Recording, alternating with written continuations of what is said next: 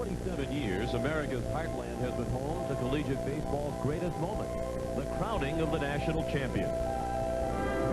It was 50 years ago in Kalamazoo, Michigan, that the University of California, Berkeley defeated Yale University in the inaugural College World Series. The memories of that event remain vivid for a former Yale first baseman. It seems to me that these series bring out the very best in the athletes. 50 years ago it was that I participated, and I can still vividly remember some of the memories. I happen to remember losing in the finals of 2 World Series, but nevertheless, I remember getting there and dusting off a lot of good teams, and the joy of that victory, and I remember the sadness of the defeat. And I think those kids will look back and say, this was a great moment in my life. The Hurricanes of the University of Miami experienced that great moment in 1982 when they won their first national championship. They won another in 1985. They're back in Omaha for the 15th time in the last 22 years and are looking for their 3rd national title. The Tigers of LSU have been a regular visitor to the title game in the 90s, winning in 1991 and in 93. This year's Tigers squad packs a powerful punch, which has produced an SEC record 130 home runs. It's Miami and LSU for the national championship.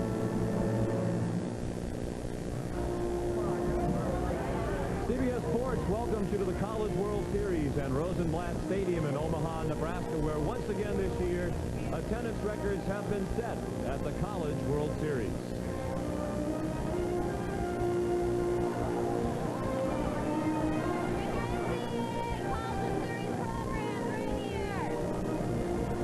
Ordinarily, you can't tell the players without a program, but perhaps this year you can at the 50th College World Series as 2 familiar teams vie for the national championship. It's the Miami Hurricanes taking on the Fighting Tigers of LSU. It's a perfect day for baseball here in America's heartland. 72 degrees as we approach the first pitch. The breeze out of the north at 13 miles per hour. That could be a factor as the wind is blowing in from left field. This is ordinarily a hitter's ballpark. Hello, everyone, and welcome back to Omaha. I'm Sean McDonough. It's great to have you with us as Miami and LSU are each in search of their 3rd national championship. And both the Canes and Tigers are perfect 3-0 in this College World Series. Miami emerged from bracket 1 with 2 victories over Clemson and their outstanding pitcher, Chris Benson. The other Canes victory came against Alabama. Meanwhile, LSU, the victor of bracket 2 with a perfect 3-0 record, 2 wins over SEC rival Florida. The other victory came at the expense of Wichita State. I'm pleased to be joined once again this week by Steve Garvey. And Steve, even though both of these teams are 3-0 this year, they've come here from different directions. Miami really believes it's playing its best baseball of the season right now. LSU has struggled. They've made 10 errors. They haven't hit very well, but they've won all 3. Sean, nice to be with you for this exciting championship game. And there are 2 impact players. Pat Burrell, the freshman first-team All-American, is leading the country in hitting, batting .600 in the College World Series, and their offense will pivot around him. On the other hand, Warren Morris, the second baseman for LSU, he's 21-0 when he starts, and they really need his luck today. And we're pleased to be joined here in Omaha by our colleague Michelle Tafoya down in the field. Michelle? Well, Sean, just moments ago I spoke with Miami's Pat Burrell, who had to leave his teammates on Thursday and travel to Kansas City for his grandfather's funeral. He just rejoined his team last evening. He said batting practice felt great today, and he tells me he knows his grandfather's with him up there. As for LSU, well, they were treated to a customized music video this morning, complete with highlights from throughout the season, off by pictures of the 1991 and 1993 LSU squads as they won their respective championships here in Omaha. But just a few minutes ago, it was senior catcher Tim Lanier who gave the final pep talk of the season. He told his teammates, "Keep it live." It's a phrase he stole from the team bus driver, and it means have fun, don't let the pressure of this game override the pleasure. Well, this game is coming up next. We'll have the starting lineups when we return to Omaha right after this. CBS Sports coverage of the NCAA College World Series Championship game is sponsored by Head & Shoulders, because great hair can't have flakes. Pringles, so fresh, once you pop, you can't stop. And by Sprint Business, we help business do more business. Jesse, you're next. I'm all yours. Save it for the stage, Romeo. Carol always gives it to me straight. Like when she told me about my... I told him about Head & Shoulders. Regular shampoos just rinse flakes away so they could come back. Head & Shoulders helps prevent flakes from even forming. You see the difference? You look great. Thanks, but will it get me this part? Couldn't hurt. Head & Shoulders, because great hair can't have flakes. Hey, break a leg.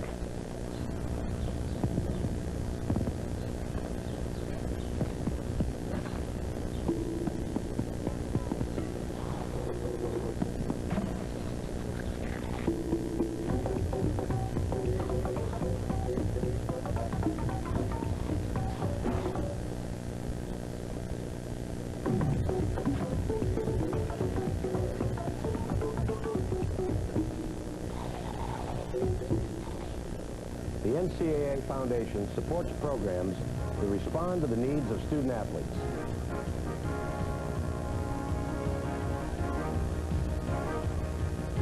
Programs include degree completion scholarships, choices alcohol education grants, life skills, winning for life, and sports journalism scholarships. The NCAA Foundation, enhancing the present and future of student athletes. This message provided by the NCAA. 1996 marks the 50th anniversary of the NCAA College World Series. Enjoy all the glory of a half-century of baseball excellence with the official souvenir program. To order for $6 per copy plus $3 shipping and handling, send a check or money order to NCAA Publication. Attention, Terry Johnson, 904 North Broadway, Lexington, Kentucky, 40505. Please allow 4 to 6 weeks for delivery. This message provided by the NCAA. Welcome back to Rosenblatt Stadium, a perfect setting for today's national championship game between Miami and LSU. A beautiful day and a sellout crowd on hand to watch Jim Morris lead Miami into the national championship game for the first time. They've been in the College World Series all 3 years that Morris has been the head coach, but this is their first national championship game. His lineup today has Ryan Grimmett leading off and playing center field. Rudy Gomez is the second baseman. Pat Burrell, the brilliant freshman, is at third base and batting third. Eddie Rivero, the cleanup hitter in right field. Michael DeStell is the left fielder. T.R. Marcinzik is the first baseman, batting sixth. Hitting seventh, the shortstop, Alex Cora. Rick Sagisi is the DH, batting eighth. Batting ninth, the catcher, Jim Gargiulo. It'll be left-hander J.D. Arteaga on the mound for Miami. And the LSU Tigers just now taking the field. They've struggled defensively in the College World Series. 10 errors in 3 games, 9 of them in the first 2 games. But they are 3-0 here. They have Chad Cooley in left field, Mike Kerner in center field, Justin Bowles in right.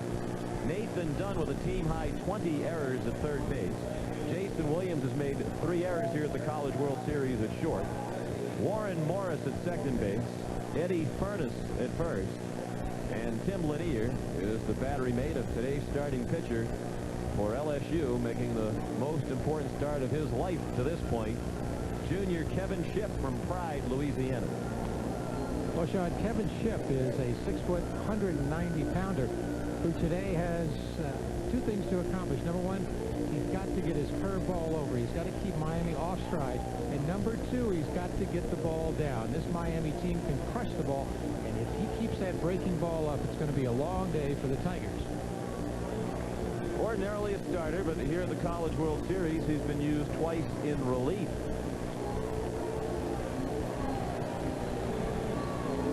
And he has 2 saves to his credit here.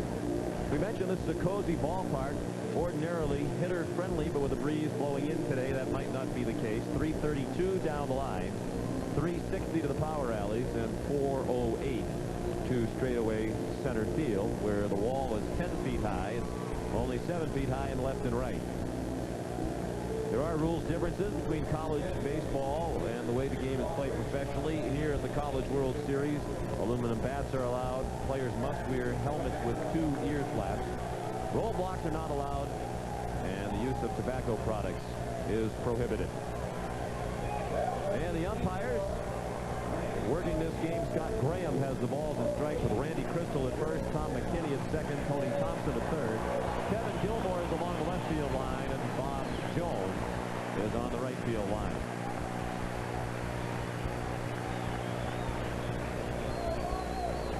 Ready to go, and Ryan Grimmett digs in to get the national championship game started. Grimmett at .310, 3 homers, 34 runs batted in. And Kevin Shipp's first pitch is a breaking ball high for ball 1.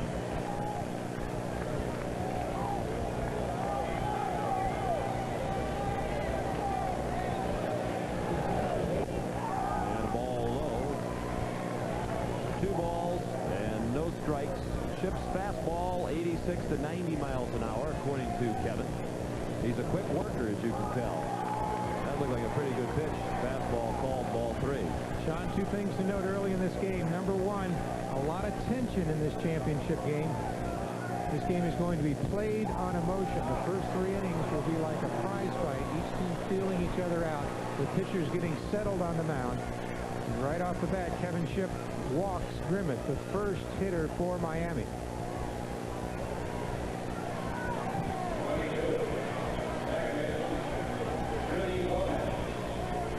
LSU can't afford to get behind early. J.D. Arteaga, the pitcher for Miami, has been known to step right in there and throw strikes. He's 12-1. Grimmett at first base after the 4-pitch walk. I think Shipp is still wondering what was wrong with the last 2 pitches he threw to Grimmett. Breaking ball outside. That's 5 balls in a row as Rudy Gomez looked at ball 1. Usually the strike zone starts out small and will expand depending on how good the pitcher throws within the strike zone. Shipp, as you saw in the numbers that were posted on your screen, ordinarily around the strike zone, has good control. I mentioned he says his fastball 86 to 90 generally. He has an overhand curveball, which he says he'll throw at any time in the count for strikes. And he throws a circle change only about 15 times a game. The hit and run is on. It's shot down the third. Shipp for the out. And on the play, Grimmett moves to second base. And that's the Miami philosophy. Jim Morris likes to be aggressive, and why not? His team 3-0 in this College World Series. Put the pressure on the opposition each game, and even when they don't hit for power, they get them going just like this. Grimmett's off. And Gomez tries to hit to the right side. Good play there, but they advance the runner.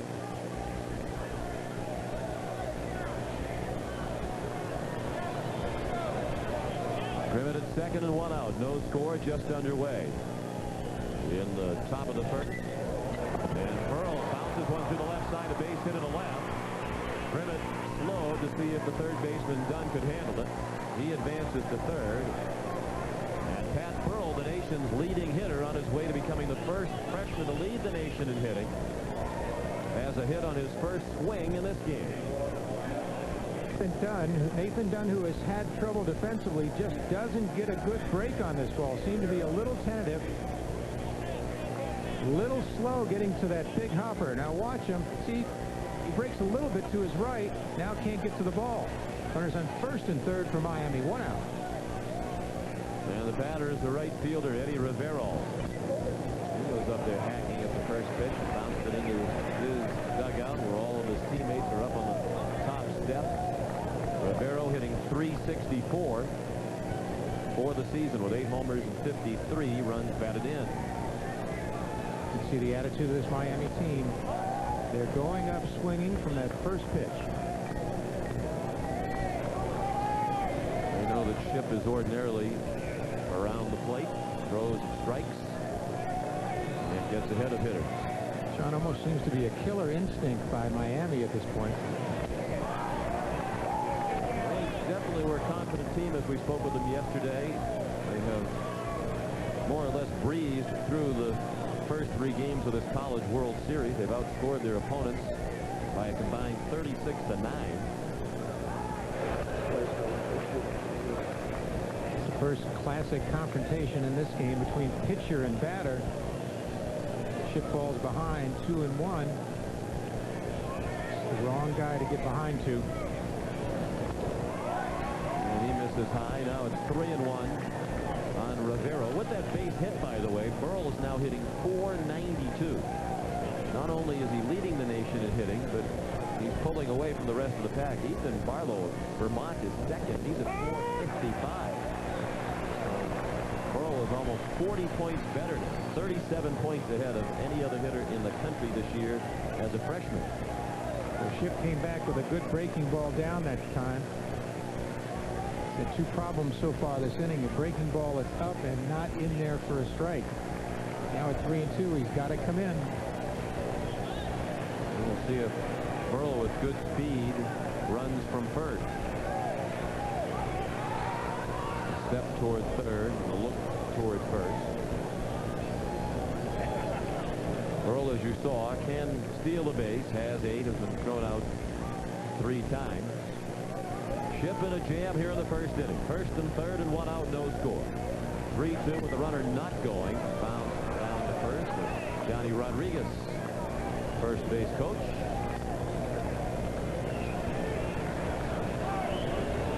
And Jim Morris, the head coach, doubles as third base coach. Morris not having Burl go that time. Nor is he going on this pitch, and it's ball 4 just inside. 2 walks in the inning thrown by Kevin Ship. And that has to be cause for concern for Skip Bertman, the 13th year head coach at LSU, who watched Ship walk only 29 batters this year in 80 innings, but he's walked 2 here in the first, and the bases are loaded. Skip Bertman, also the head coach for the Olympic team. This is exactly what he didn't want. A wild starting pitcher. Now with bases loaded, 1 out. Miami's the kind of team that can break it open with 1 swing. Michael DeSalle hoping to take that swing, but strike 1.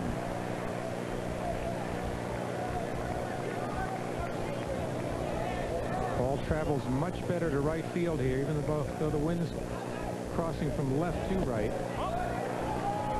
Lanier set up low and away, and that's where Ship missed. 1 ball, 1 strike on DeSalle. He's a junior from Citrus Heights, California. This first inning putting a lot of pressure on the LSU defense. All at the plate. 1 and 2 on DeSalle. He's had a good College World Series. He's 5 for 11 in the 3 Miami victories. Has driven in 4 runs.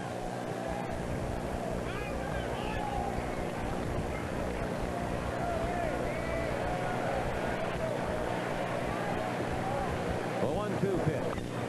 Bounced in the hole. Base hit right field. Trivet has scored. Gomez is being waved around. The throw from Paul. Good play by Lanier. Second. Out at second.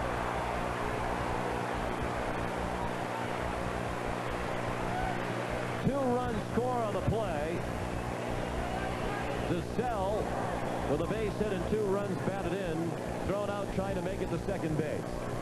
Look at this curveball in a good location, but he just hits it through the right side. And this will score 2 runs to put Miami ahead 2-0. Now we see a 1-hopper at home that can't be fielded, but Lanier picks it up and guns it to second for the out. He's out 9-2-6. A bunt foul by G.R. Marcinzik. Now the coach Morris.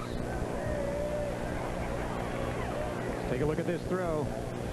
It's there in time. Oh, he seems to have the foot in, and the second baseman tags him high. Isn't that typical, though? If the ball beats the runner, invariably the umpire calls him out. I thought he was safe. Great start for Miami. 2 runs on 2 hits and 2 walks. Good downward movement on that pitch from Ship. And Marcinzik swung over the top of it. The only base runner now, Eddie Rivero at third with 2 down. Marcinzik, the leading RBI man on the Miami team this year with 69. Ball for strike 3. First strikeout for Ship, but he had a rocky first inning as Miami scored twice. After a half inning in Omaha, 2-0 Canes.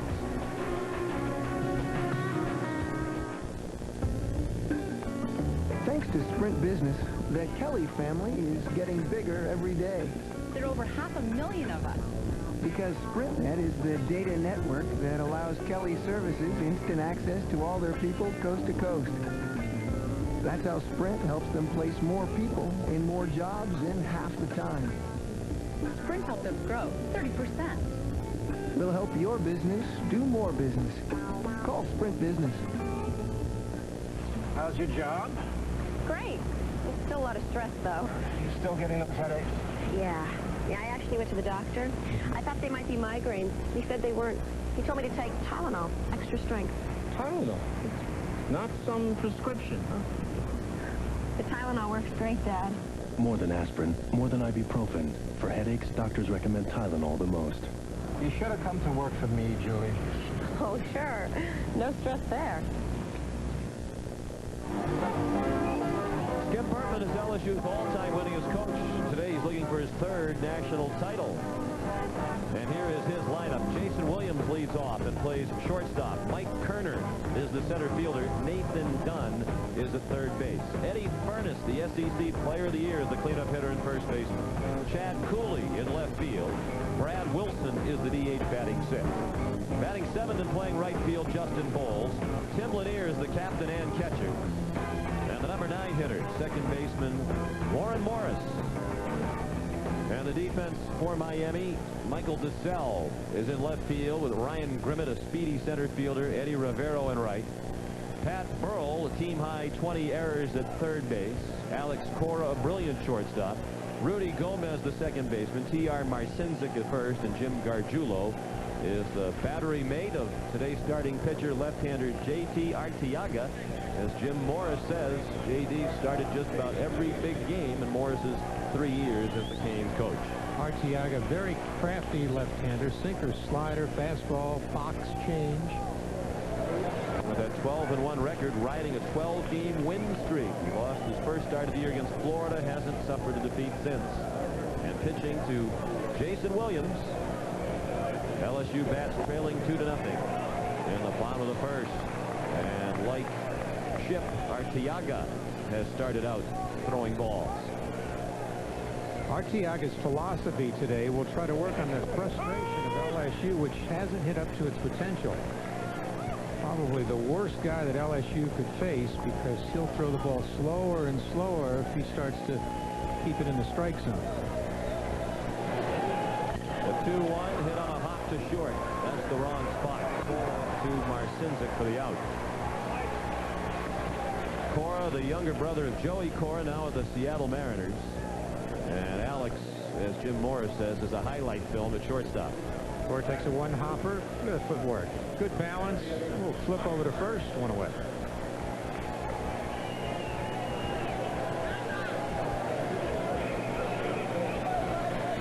Base is empty. 2-0 Miami. In the bottom of the first, Mike Kerner, the center fielder, takes the ball up and in. Mike's hitting .312 for the year. As a team, LSU's batting .317. They've only hit .270 here in the College World Series. You look at the stats and you wonder how they could possibly be 3-0. 10 errors in 3 games. They're hitting almost 50 points below their season batting average as a team. They beat Wichita State 9-8. Then a pair of wins over Florida, 9-4 and 2-1 to eliminate the Gators on Thursday. The first time LSU had ever won a College World Series game when they scored fewer than 5 runs.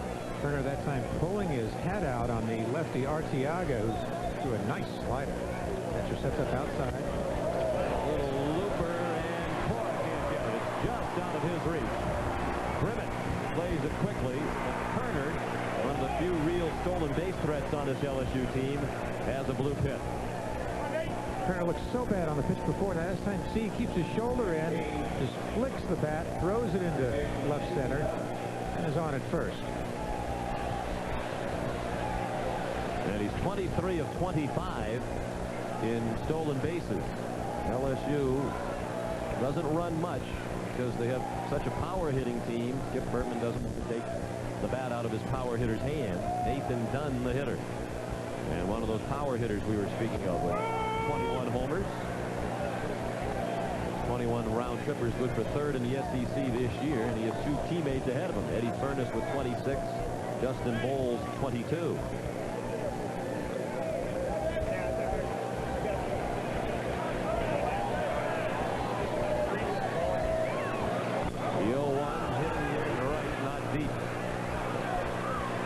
throwing the ball toward the right field line as it comes in from left across the field toward the first baseline. 2 down now after the catch by Rivero. Kerner still at first. 2-0 Miami in the first. Sean, one of the keys to LSU's success is they have to pick up Arteaga's ball before it has a chance to sink or break. Now, if you're a left-handed hitter, you've got to move closer to Arteaga, closer to the plate. The farther you stand back in the batter's box, the bigger the break, the less sweet spot you have. Throw to first. Kerner's back. Skip Bertman says if Kerner runs, he has to make it. That's his attitude about stolen bases. He's not a big fan of the stolen base. He's a big ball manager this year, he says. He plays for the big inning, much like Earl Weaver did. Hasn't always played it that way. With the makeup of his team this year, he adopted that philosophy. Said his team started out 13-0 and hit an unbelievable number of home runs, and that's when he knew they wouldn't steal much. They'd wait for the big one. Well, Skip's so astute at the abilities of his team. Some years he's got to hit and run and bunt. Other years like this one, he's got to use his power to keep the base runners in place. He will spot steal them, but only in certain situations. Furness, the Southeastern Conference Player of the Year with his .372 average. 26 homers, a school record. Breaking the record of 25, held by Gary Heimel in 91. Of course, they had a pretty good power hitter known as Joey Bell when he played at LSU. Now Albert Bell in the major leagues with Cleveland. Broke his home run to Furness, who takes strike 2.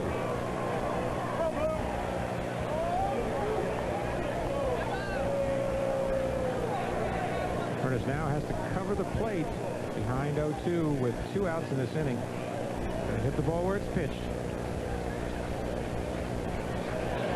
Arteaga missed outside with the breaking ball. Ooh, that looked tantalizing, didn't it? Did indeed. Biggest reason he was selected as the starter, in addition to his big game experience, is the fact that LSU has 5 left-handed hitters in the lineup. At 12-1 didn't have any influence either, did it? It's also comforting for the coach to look down at the statistics and see that record. Not only is he good, a little lucky too. You need a little bit of that more often than not if you're going to win the national championship. Quickly off that same pitch that time. First strikeout for Arteaga ends the inning. After 1 in Omaha, Miami 2 and LSU nothing.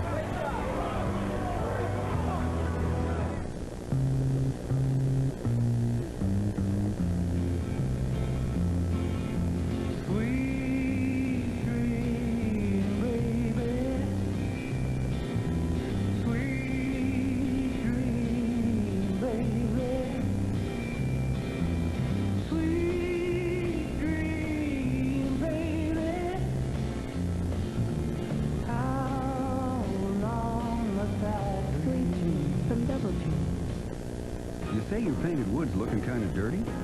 Clean it with Armor All Painted Wood Wash. Just spray it on, then rinse away the dirt and mold and mildew stains to make your paint look great again. Armor All Painted Wood Wash. Athlete's foot. Why suffer the burning, the itching? Hit it hard with prescription strength Desenex. It has the same medicine that doctors prescribe. Nothing cures better. Nothing. Prescription strength Desenex, because prescription strength is strong medicine. If you want relief from minor arthritis pain, turn up the heat on arthritis. Just minutes after applying Ultra Strength Bengay, you can actually see the heat.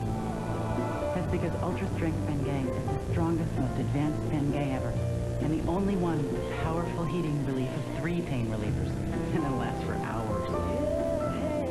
Try Ultra Strength Bengay and turn up the heat on arthritis. Now Bengay comes in an easy open flip-top tube, commended by the Arthritis Foundation. Over the years, some of the great players in baseball have displayed their talents here at the College World Series. Barry Bonds was here with ASU in the early 80s. Albert Bell, a member of the LSU team in 1986, then known as Joey Bell. That's a pretty typical night for Albert or Joey. Deion Sanders here with the Seminoles in 1987. And Will Clark, part of a multi-talented Mississippi State team in 1985. Will, the first baseman on the College World Series all-time team selected this year. In honor of the 50th anniversary of the College World Series, first pitch of the second, a strike thrown by Kevin Shipp to Alex Cora. At 297, he's the only Miami starter below 300.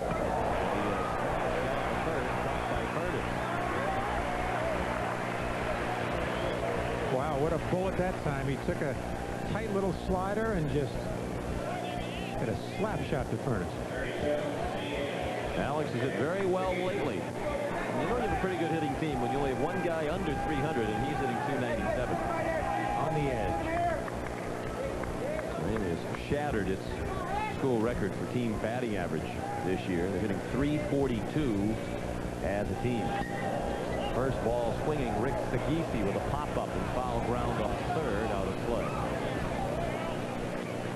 Sagisi is the DH, a redshirt freshman, hitting 337 with excellent power, 14 homers, and 51 runs batted in. 2 of those home runs here at the College World Series.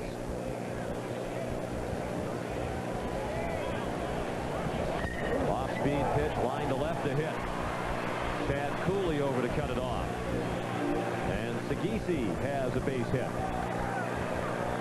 Shipp still throwing the ball up, that time hanging what seemed to be a changeup. And Sagisi just taking it and hitting it where it's pitched. Let's take a look at this. It's just a changeup up. That's exactly where he doesn't want it. He gets hurt.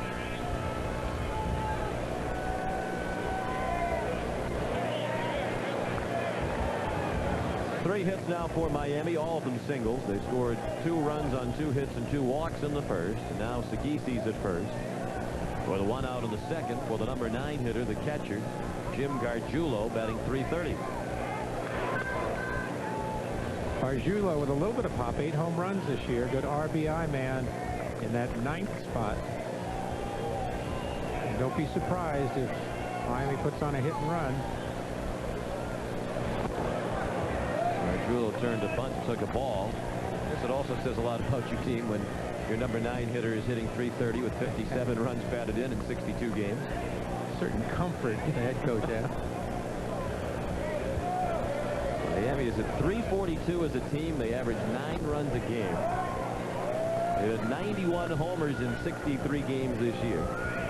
And they've stolen 109 bases in 63 games. Other than that, they're not much of an offensive threat.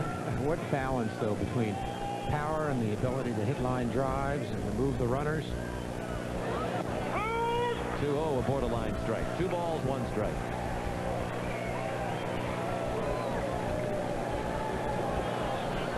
Two and one, a good count for Jim Morris here to make something happen. I think Jim Morris is happy to see that flag we just saw. Both coaches talked yesterday about the major difference in this park between when the wind is blowing in and when it's blowing out. Pip Burton has a more powerful lineup in terms of home run power, and they've been frustrated this week about balls being knocked down at the wall by the wind blowing in. They had a first game that was just great. Lanier, a couple of home runs, and after that, the power shortage. Now Shipp behind 3-1. There's a foul ball off the end of the bat. 3-2 with 1 out. And we'll see if Sagisi is on the move. He does not have a stolen base this year. Not much of a base runner. Well, I guess he's due. Jim Morris played it conservatively last inning with first and third. 1 out and a 3-2 count. A better base runner at first. Burrell, he did not have him going. This time Sagisi does run. And it's a pop-up. And Warren Morris has it. 2 down, the runner back to first. Sagisi aboard in the second. Miami leads 2-0.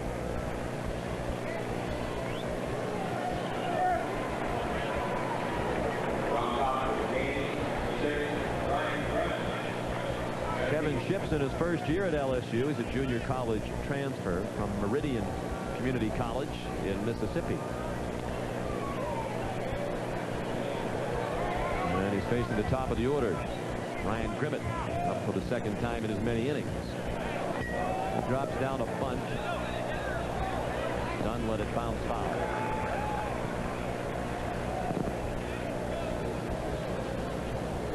We mentioned a moment ago every hitter in the lineup over 300 except Alex Cora, and he's been creeping up toward 300. Now at 297 with an offensive surge in the postseason. The team averaged 342, setting the mark of 311 set by the Miami team of 1969. Cora at 297, but key hits throughout the first 3 games. Rivet lines it to center. Mike Kerner had trouble judging that ball as it was knocked down by the wind. And his lunging catch ends the inning. After an inning and a half of the College World Series, Miami leads 2-0.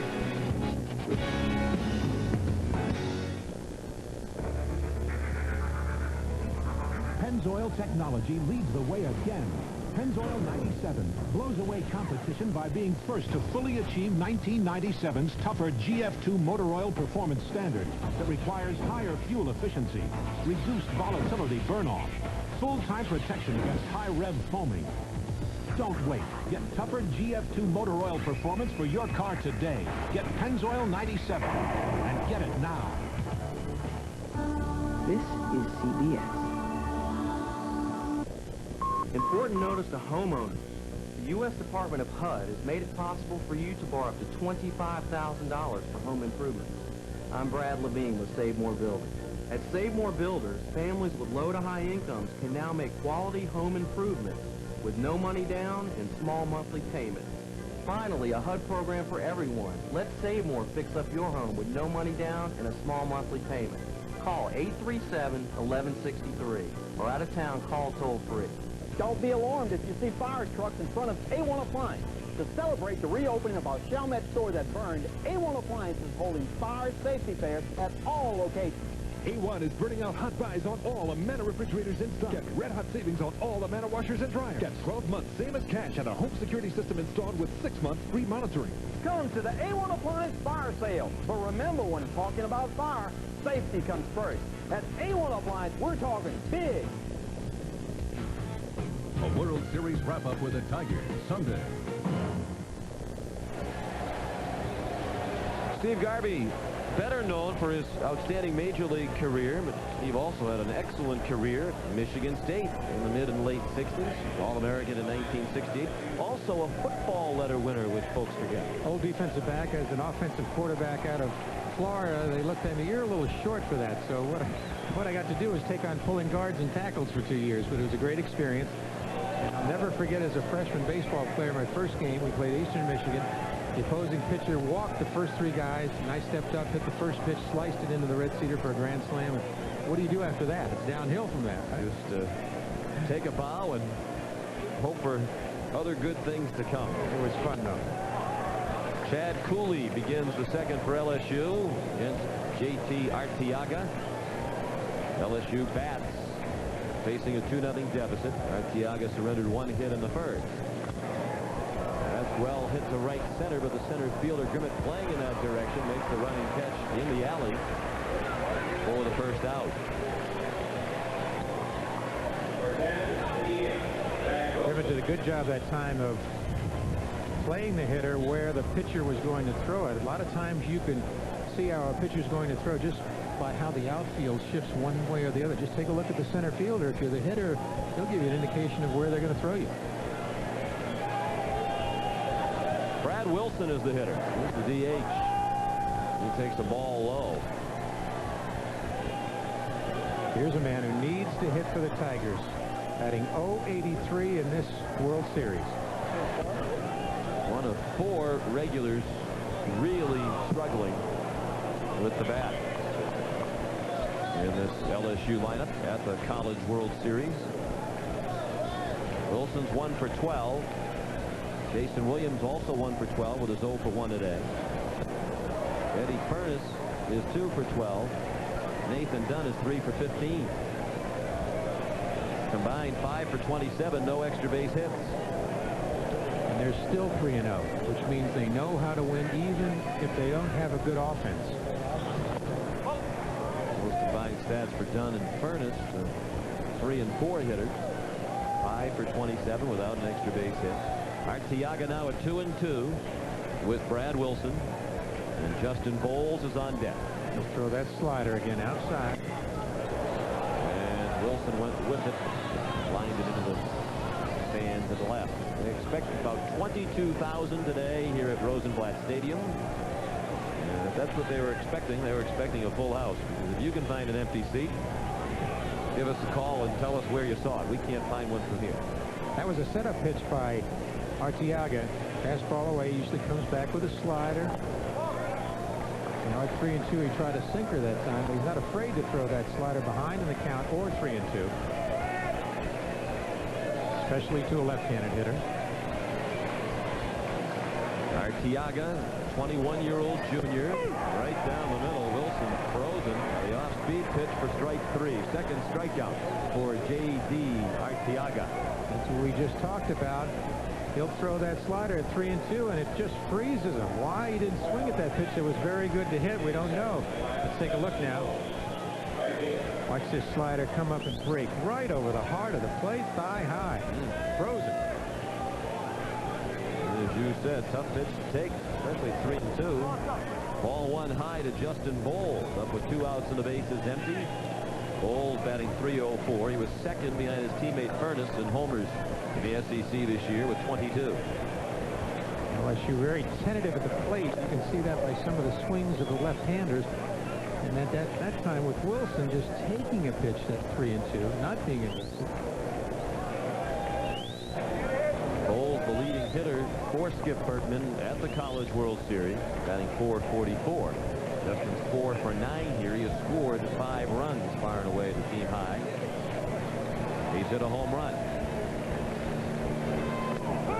Senior from Lake Jackson, Texas. This is a veteran LSU team. We have 8 seniors and 10 juniors among the 25 players dressed here in Omaha. A ball high, 3-1. Arteaga impresses me with how smooth he delivers the ball to home plate. It's a nice rhythm, nice pace to him. Focus, knows what he wants to throw, so he shakes off the catcher. He's calling his game. Foul ball in the LSU dugout. On both sides, the pitch is called from the dugout, but both pitchers have the leeway to change the pitch if they so desire. That's in the air and right, and not very deep. Eddie Rivero comes in to make the catch, and the Tigers go in order in the second. After 2 in the national championship game, Miami leads 2-0.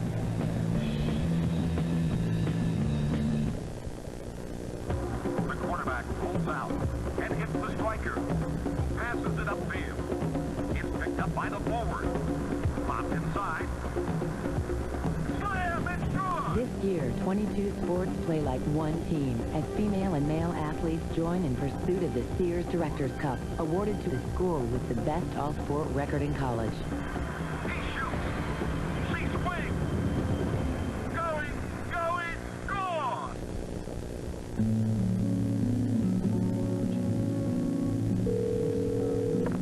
You have reached voicemail. Please enter your authorization code. You have 712 unheard messages. To listen, press 1.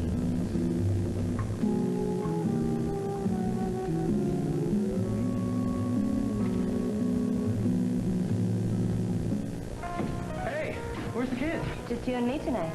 And chicken marsala. Your favorite. Oh, but it gave me heartburn last time. Not tonight. But it's too late for Pepsid AC. The package says you've got to take it an hour before eating to prevent heartburn. I know. Why should I have to wait an hour to eat? Forget that hour stuff. I got you tiny bit HB. Says it prevents heartburn at half the time. So I can take it now and not get heartburn? Yeah. I can't wait. Tagamet HB, advanced prevention of heartburn in half the time. Welcome back to Omaha. I am standing outside of Rosenblatt Stadium, and, you know, this game today is sold out, but there are still plenty of people waiting to get general admission seats. Over here in this direction, you can see the end of the line. It curves all the way around this bend. And as you pan up the line, you can see there are probably at least 200, 220 people still waiting to get in with general admission seats, and some of them say they're prepared to wait out here all day long. Sean? Thanks, Michelle. Sean, that looks like the queuing up line at Wimbledon right there, one of my favorite events. People standing outside waiting for somebody to give them a ticket to go in. Shows how popular this College World Series, not only this championship game, but the whole series is to people. And has grown, it seems, in popularity every year. Base hit on the first pitch of the third. Rudy Gomez lines a single in the center off Kevin Shipp. And Gomez is now 1 for 2. He was out of a chopper down to first in the first. Shipp, who settled down in the second inning, comes back and just throws a ball. It'll change right over the heart of the plate. Now Gomez, along with the rest of his teammates, they're going up to that plate swinging. Look at that line, a little hooking shot to left center. These are aggressive hitters. And here's the monster man now, Burrell. Jim Morris said that he's never seen a young man hit the ball so hard time and time again. He was 1 for 1 today, now at 492.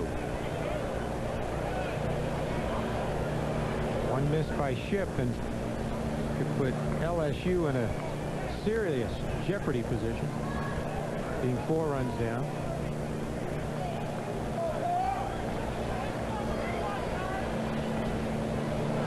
Burrell, first ball swinging, as he did in the first when he singled to left, wound up scoring one of the 2 Miami runs. 1 strike on Pat. He's from Boulder Creek, California. Miami won a recruiting battle with Cal State Fullerton, the defending national champions, for Burrell. Jim Morris was very honest yesterday. He said, I never even saw him play. Turtle Thomas recruited him out an all-star game. And he's been much, much better than anyone could have expected, obviously, when you're a freshman leading the nation in hitting, the first freshman in the history of college baseball to do that. And you're doing it by almost 40 points. No one could have expected that. Sean, I've watched Burrell. When he makes a mistake, he tries to pull out too much. That front shoulder opens up, the foot opens up, but you know what? He makes the adjustment. He doesn't make the same mistake twice. He's batting .492 to lead the nation. He has 23 home runs, 63 runs batted in. He's also walked 61 times. He's an honors student, 6'4", 220 pounds. Jim Morris said yesterday. Good-looking young man. Jim said life isn't really fair. Seems like so much has been bestowed upon Pat Burrell.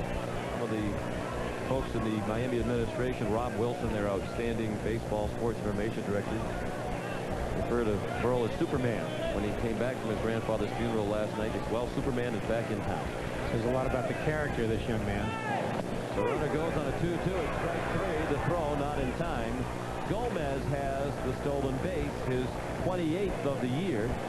He's now the team leader by 1. Even with Burrell at the plate, Jim Morris sends his team being aggressive again. Lanier with a good arm. One hops it too late. Strikeout for Shipp is his second of the ball game. 1 out, a runner at second. 2-0 Miami as the Canes bat on the top of the third. Eddie Rivero looked at ball 1. Eddie walked to load the bases in the first. Was stranded at third. Just joining us, Miami scored twice in the first. Brian Grimmett led off the game with a walk, moved to second on a ground out. Pat Burrell singled to left, sending Grimmett to third. Then Rivero walked to load the bases, and Michael DeSalle singled to right, knocking in both runs. That's to right and dropping fast, charging hard. Bowles makes the running catch.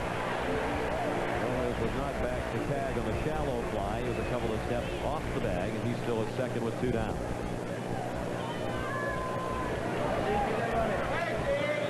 Miami, with this appearance in the College World Series, has been here 15 times. Only Texas, Oklahoma State, Southern Cal, and Arizona State have been to the College World Series more often.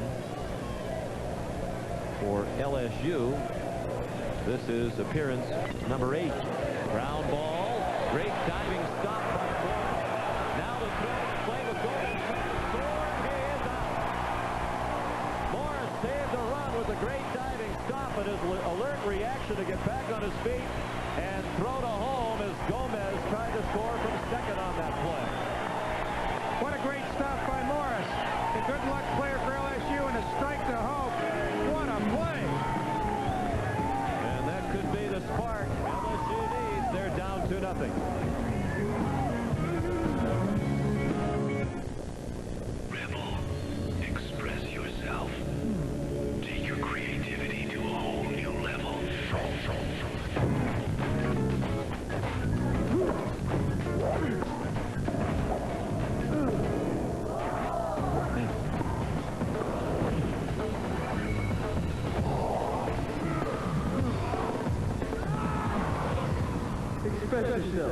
With EOS lenses and the Rebel X from Canon. This toothbrush is my life. Why'd I have to pick archaeology? My father begged me to be a lawyer. Hey, it's never too late. Yeah, right. What about you, man? You ever think about retiring? Peter, my friend, I am retired. For people with their own idea of retirement, there was a lawyer. Now there's Aetna Retirement Services. We not only give you the tools to build assets, but manage them as well. Build for retirement, manage for life. Oh, no, it's back. Prescription Strength Desonex knows how bad athlete's foot can get. Knows about the burning, the itching, the cracking. It can feel like a soldering iron between your toes. Now is the time to hit it with strong medicine. Before it gets really bad. Prescription Strength Desonex has the same medicine that doctors prescribe again and again. Because nothing you can buy works better to cure athlete's foot. Nothing. Prescription Strength Desonex. Because prescription strength is strong medicine. We welcome you back to the 50th College World Series in Omaha. 2-0 Miami leads in the third, but it took a great play to keep it 2-0. Warren Morris made the play. He knocks it down. Now has the poise to throw a strike to home plate where it's an easy tag for the third out. We talked to you about the inspiration of Morris. And we said to each other, is he going to be up this inning? And yes, he is. He's going to be the second hitter. We'll see if this lights a spark on this Tiger team. First pitch of the third, low from J.T. Arteaga. Tim Lanier batting .256. He's been much better than that here at the College World Series. .333 in his career in 3 appearances here in Omaha. He was on the '93 team that won the national title. Here again in '94. Tigers didn't make it here last year. And they're back at 96, 2-1 the count on the team captain Lanier, the senior catcher from Baton Rouge.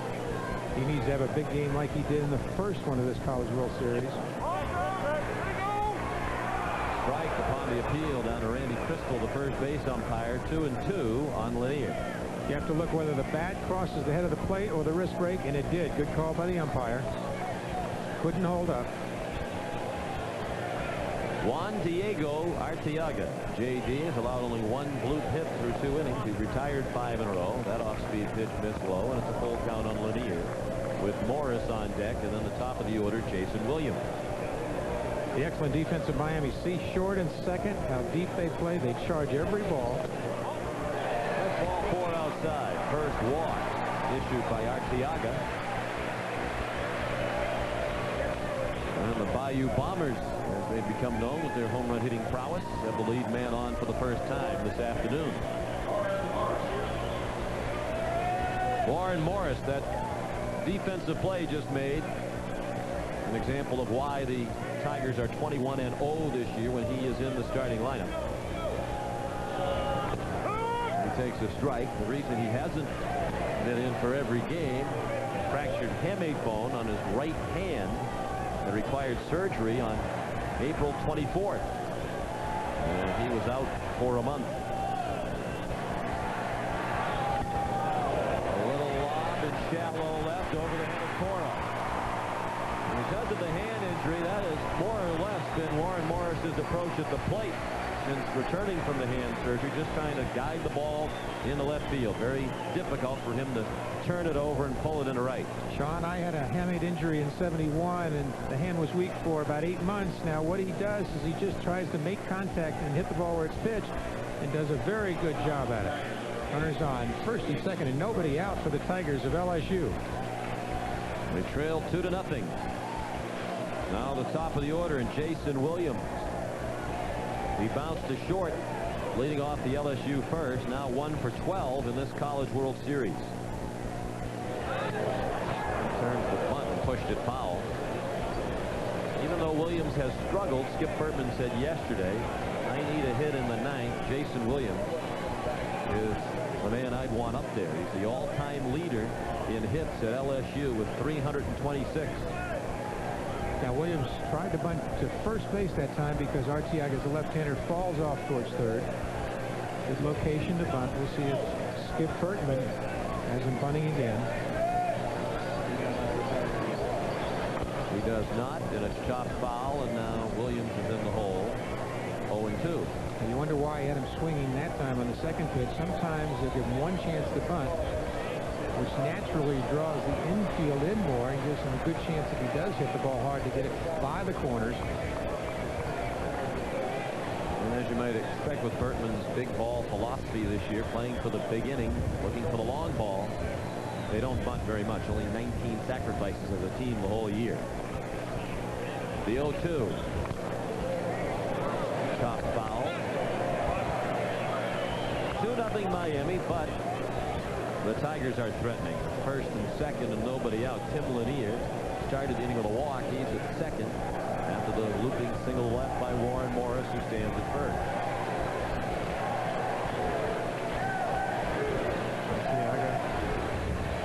Trying to waste a pitch. And he did, low and inside. May even waste another one in there and all of a sudden try that backdoor slider. We'll see that in this sequence. Inside, inside, then all of a sudden something you give up on the outside, and it just breaks over the plate. Let's see if that happens. He'll turn and look to second, trying to keep Lanier close. Be very careful as a pitcher not to stumble when you do that. You don't see a balk very often, but if he stumbles, it's an automatic balk call. Let's see where the catcher sets up now. Location inside. And pulled sharply foul behind Mike Bianco in the third base coach's box. Arteaga with good control, throwing it just far enough in so that the hitter can't keep it fair. Tries to get the hitter to look in, and then he'll throw it away. Let's see. Like some type of a change or breaking ball. Off-speed pitch low and away, and Williams is battling back from 0-2 to 2-2 with Arteaga.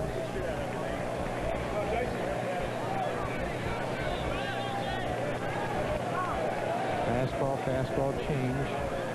Now look for some type of slider or curve.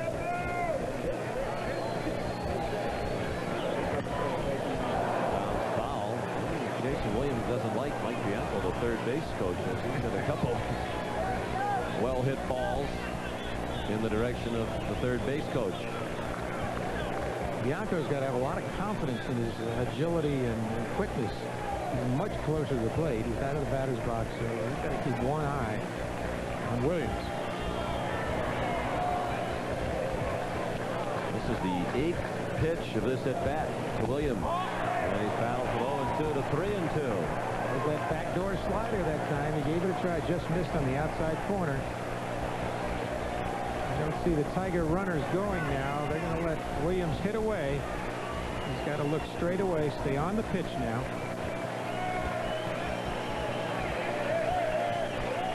Big opportunity for LSU. They trail 2-0 in the third. And again, the step off by Arteaga.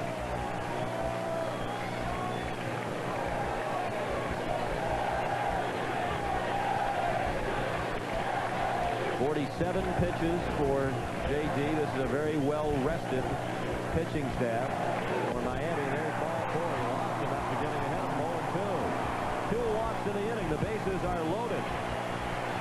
with nobody out. Skip Bertman plays for the big inning. This could be it as his big bats are coming up now. The number 2 hitter, Mike Kerner, to hit next, and then Nathan Dunn. You can see the anxiety on both of these head coaches. Arteaga, a little bit of a control problem now. Now the pressure goes on him to get the ball over the plate. And Mike Kerner, who lobbed a single into center. First, the only hit LSU had prior to this inning. And Arteaga started him with strike 1. Second and short in a good double play combination position. Arteaga's been much more effective against the Tiger left-handers than the right-handers. 0-2.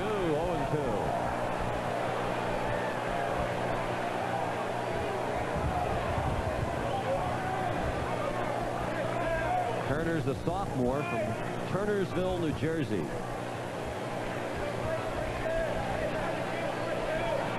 See, with an open stance, much tougher to hit that outside pitch.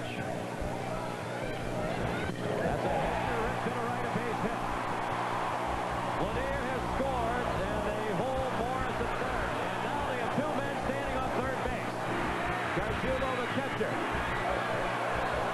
And they apply the tag. Now a throw to second, and just safe at second is Kerner, who hit the ball in the right field.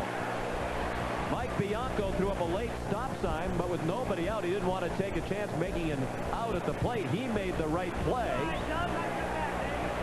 But Williams ran up the back of Warren Morris, and they both wound up at third base. Kerner hits a tight slider over the plate. Now, I thought this was a good chance for 2 runs to score. Rivera with a good arm, but not a great arm.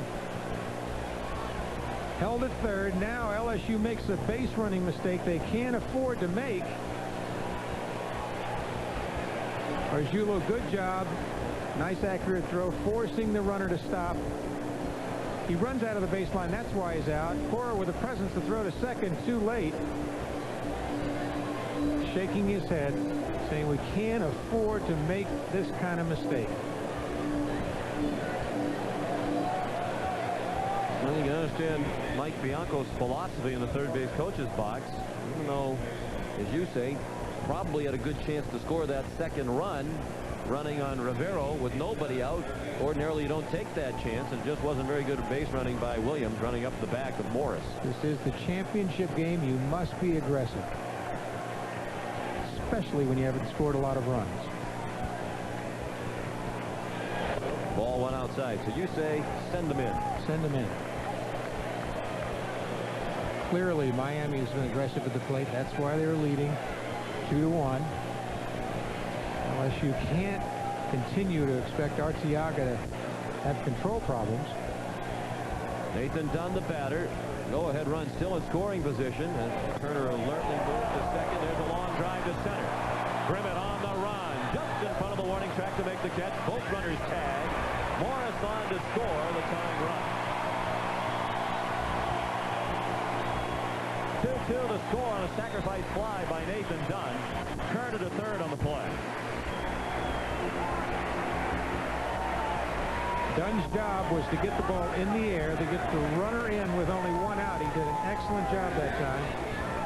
Got it all. The wind knocked it down. The wind blowing in from center now. Game tied, 2-2. And the go-ahead run at third. Kerner at third with 2 down. For Eddie Furness, prolific RBI man who has not had one here at the College World Series. Furness with 102 runs batted in, which has tied him for the LSU and SEC record with Todd Walker, outstanding second baseman, who had 102 for the Tigers in 1993. But all he's needed here at the World Series is 1 RBI to set the school record and conference record, and he hasn't been able to come up with it. He struck out today in the first. He's one of those chopped hits or a little blooper. And having trouble with the breaking pitch. The RBI that gives him 103 for the season, the school and conference record, and more importantly to Eddie and the Tigers the lead here in the national championship game as Kerner scored from third. It's 3-2 LSU. Talked about LSU needing a breakout game. Skip Bertman said his bats have to come alive, and they have in this third inning. Intensity of Arteaga. Just a hanging change again. Bad location, and Furness hits a line shot. Well, perhaps that defensive play by Morris is what sparked LSU. They certainly showed a great deal of emotion coming off the field after that play, and the offense has awakened at long last. 103 runs batted in now for Furness. The conference record and school record, obviously. Sean, you're so right. At this college level, it's a game of emotion. You've seen how quickly it can change. The Tigers now with the lead. And it really was that inspirational play by Warren Morris. Chad Cooley line to center at his first at bat. Up there with a count of 1 ball and 1 strike. In the air and left, not deep. And will be knocked down by the wind. Michael has it. That ends the inning. Tigers get 3 to take the lead. It could have been a bigger inning were it not for the base running miscue. A 1-run lead for the Tigers. I'm Jim McKay with an update from the 2020 Global Games. Graduated hurdles rose, but Great Britain fell. Nathan Rudder grabbed the ring and the gold for the U.S. Earlier today, Caswell Fowler executed the first perfect 10 multiple board dive. The world of sports has evolved since all sport. Now with B vitamins, athletes need to unlock carbohydrate energy. It's more than a thirst quencher, it's a body quencher. Coming up later, the record-breaking 300-meter dolphin relay.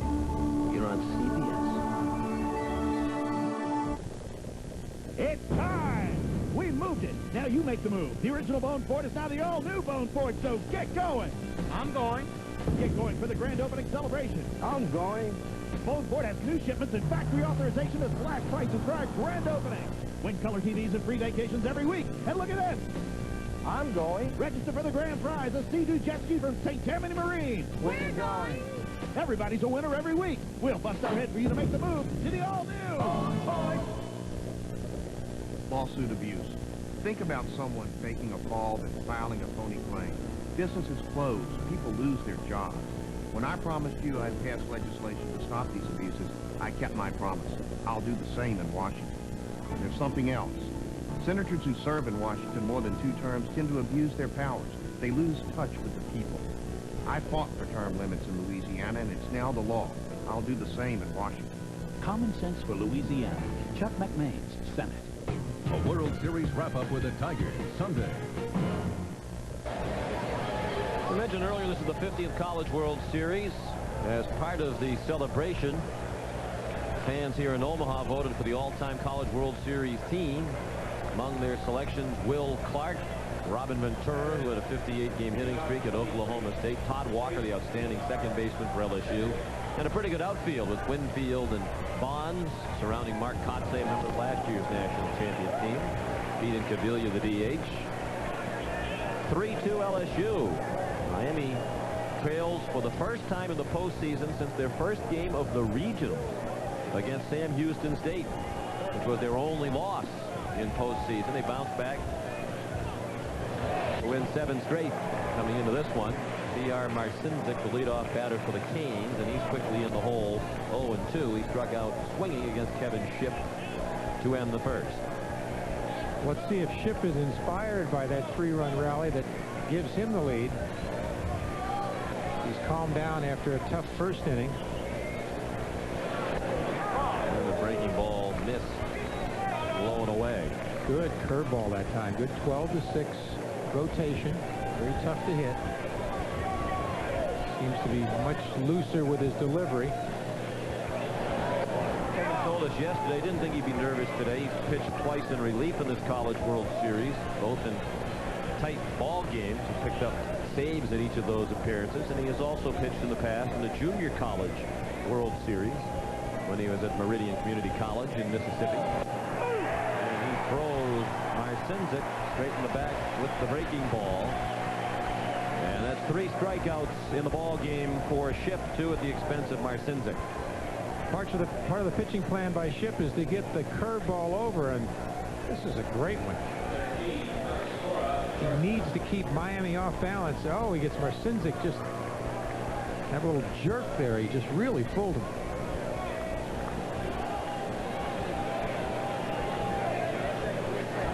So important as a pitcher to hold off the opponents after your team has posted a big inning, as the Tigers just did, to support Ship. Alex Cora hit a wicket line drive that was caught by the first baseman Furness. Now he chops one in that direction. Johnny Rodriguez. This game will be a game of emotion and a game of momentum shifts, and we've seen that already in the first 3 innings.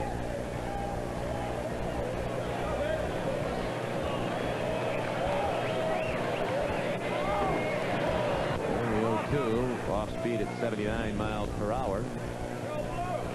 1-2 on Cora. Mentioned earlier, the younger brother of Joey. Says Joey wasn't that much of an influence as a youngster. He was always away playing baseball. There's a fair ball down the right field line. Cora on his way for at least 2 as the ball's retrieved by Bowles. It's a double, and the Canes have the tying run at second with 1 out. Alex Cora continues red hot now, 6 for 14 here at the College World Series. Cora takes this curveball slider inside, and he's been nice and smooth. See how he gets the hands out and the head of the bat, just hooks it down the line. And I thought he possibly could have gone for 3, but he really started to cruise into second about halfway down there. Just assumed that he had a double. He's at second with 1 out for Rick Sagisi, the DH. The freshman takes a strike.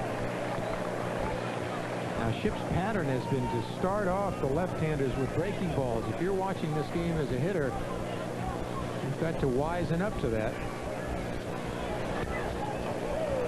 No foul ball back to the screen, 0-2 on Sagisi. Alex Cora is second after the double, the 6th Miami hit. Mentioned that Joey was off and off playing baseball while Alex was a youngster. Alex says back in Puerto Rico, Louis Aparicio, one of the all-time great shortstops, was a tremendous influence in Alex's development as a player. Chopped down to first. Easy play for Furness. To third on the play, Cora, 2 down. The DC now 1 for 2.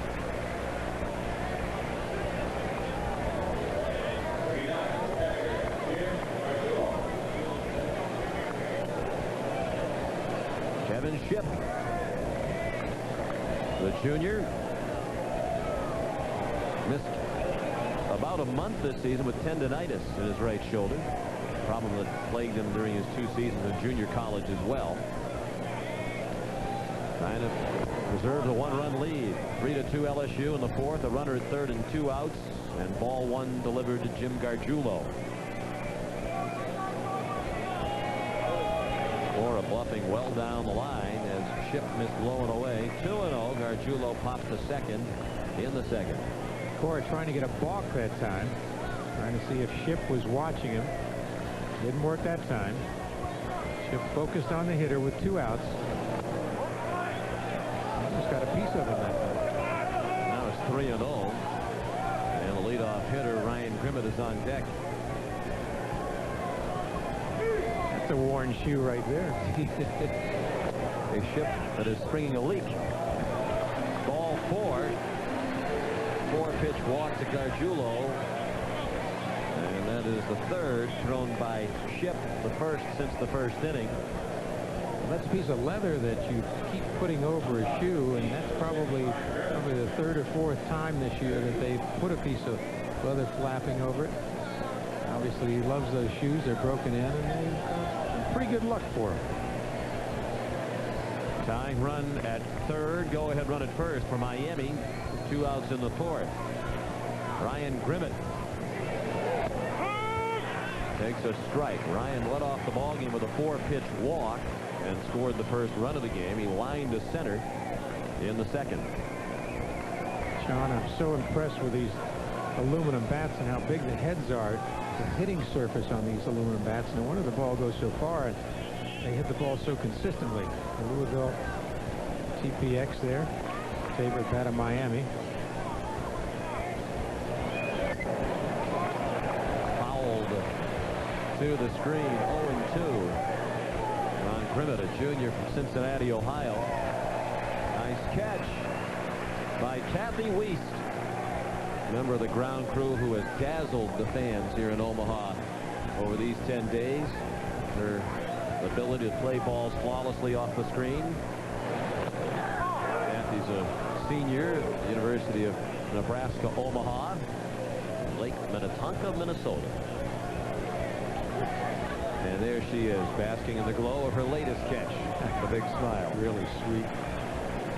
Now Grimmett with an open stance, Ship pitching him away. Oh, he just misses that time. See, when you have an open stance, it's tough to cover that outside part of the plate, and that's how they're working him. Let's see how close it is. It's a ball just off. And they're trying to frame it, as they say. Now the 2-2 to Grimmett.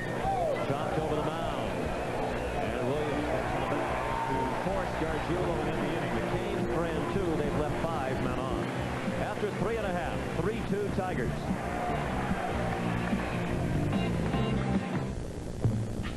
When the night has come and the land is dark and the moon is the only light we'll see. Feeling safe, being secure. It's why more families rely on Buick LeSabre than any other full-size sedan. Peace of mind from LeSabre. We bought the business from Jimmy's father. That's why he pushes himself. He doesn't want to disappoint the old man. His back began giving him grief last month. He'd take Advil, plug along, but at the end of the day, it just wasn't enough. So his doctor said to try a leave. Take it every 8 to 12 hours.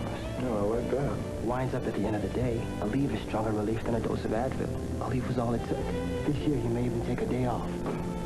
You take enough for both of us. Aleve. All day strong, all day long. You say your painted wood's looking kind of dirty? Clean it with Armor All Painted Wood Wash. Just spray it on, then rinse away the dirt and mold and mildew stains to make your paint look great again. Armor All Painted Wood Wash. Right now, get a $40 introductory manufacturer's rebate from Goodyear when you buy 4 Infinitread radials, Goodyear's longest-wearing passenger tire. That's $40 on 4 Goodyear Infinitreads. But hurry, this Goodyear offer ends soon. We welcome you back to Omaha on this beautiful day, during which Michelle Tafoya has had a little bit of time to do some sightseeing. Well, guys, I came here to the Henry Doorly Zoo to talk to some people who couldn't get into today's championship game, and I ran into these folks. They were pretty disappointed they couldn't come to the game. See what I mean? Something about height restrictions, I guess. But whoever said beware of the penguin was dead wrong, because I got these guys eating right out of the palm of my hand. And, Steve, I checked around. I talked to all of them. Not only could I not find Ron Say, I couldn't even find a distant relative. Back to you guys. That's pretty funny right there, you know. Ron Say may not be there, but I'm quite sure that the family calls every now and then and lets them know how they're doing. He got that nickname not because of how he looks, even though he did have a little waddle, but somebody gave him a figurine one time of a penguin, and he started hitting well. And more people started sending more to keep that streak going, and he has a whole collection of penguins. And he did a great poster one time in a formal suit with penguins all around him. I thought that was the best one I had seen. I assume Michelle had tongue firmly planted in cheek when she said the penguins were eating right out of the palm of her hand. I didn't see any of them going for the meal she was offering. J.D. Arteaga pitching to Brad Wilson, the DH. And the count is 2-0. Wilson, one of many in college baseball who arrived at a powerhouse program as a walk-on. Matter of fact, he was such an unknown.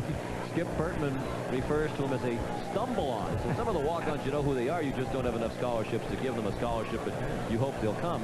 But Wilson, he knew very little about. Brad's uncle, Mike, started the baseball program at Duquesne University in Pittsburgh and called Skip Bertman and said, would you give my nephew a look? How about I bring him down to your LSU baseball camp? They liked what they saw of Wilson. He walked on. 3 years paid his own way. The last 2, as a fifth-year senior, he's received some aid. Wilson strikes out. But it's not uncommon for many of these players to pay at least part of their own way. As a matter of fact, under Bertman, LSU has never had a player on a full baseball scholarship. That includes Ben McDonald, Albert Bell. Skip says we only get 11.7 scholarships. And when you have 43 players in your program, you have to spread them out. Way back when USC was winning national championships time and time again, unlimited number of scholarships to work with. You can attract the best talent that way when you're guaranteed a full ride. Strikeout of Wilson, the third for Arteaga. And he's throwing strikes to Justin Bowles as well. The count quickly 0-2. Bowles fly to right. Now, there's a dedicated fan. I could do that on my head. Don't have to worry about meaningless obstacles such as hair. Arteaga, after a very tough last inning, the bottom of the third, when he let up 3 runs, he had walked 2 batters. This inning, much better control. And he just missed. There is action in the Miami bullpen. Clint Weibel, who was the other possibility to start today's game, a right-hander, is warming up. Jim Morris went with Arteaga mostly because of all the left-handed hitters in the lineup, and we've seen the effect of that today as another left-handed hitter goes down swinging. Bowles 2 down on 2 strikeouts in the LSU fourth. Speaking of effects, look at this. Arteaga very, very tough on left-handed hitters. They seem to be pulling out both their head and their shoulder. Another good curveball. See how the head goes out. Can't hit the ball unless you watch it and track it all the way. 3-2 LSU. Miami scored twice in the first. LSU got 3 in the third. Tim Lanier started that 3-run rally with a leadoff walk in the third. He scored the first of the 3 runs. Tim's a senior, playing in his 3rd College World Series and in his final game at LSU. He was drafted earlier this week in the 10th round by the San Diego Padres. LSU had 8 players drafted earlier this week, and Miami had 13. And amazing the quality of these 2 programs, how they develop them for the professional ranks. You know, Sean, we have the chance to see them at a period of innocence in their life. Once they sign, their world changes. Now they're paid to play, they're professionals, the attitude changes. Lanier lines one to the left.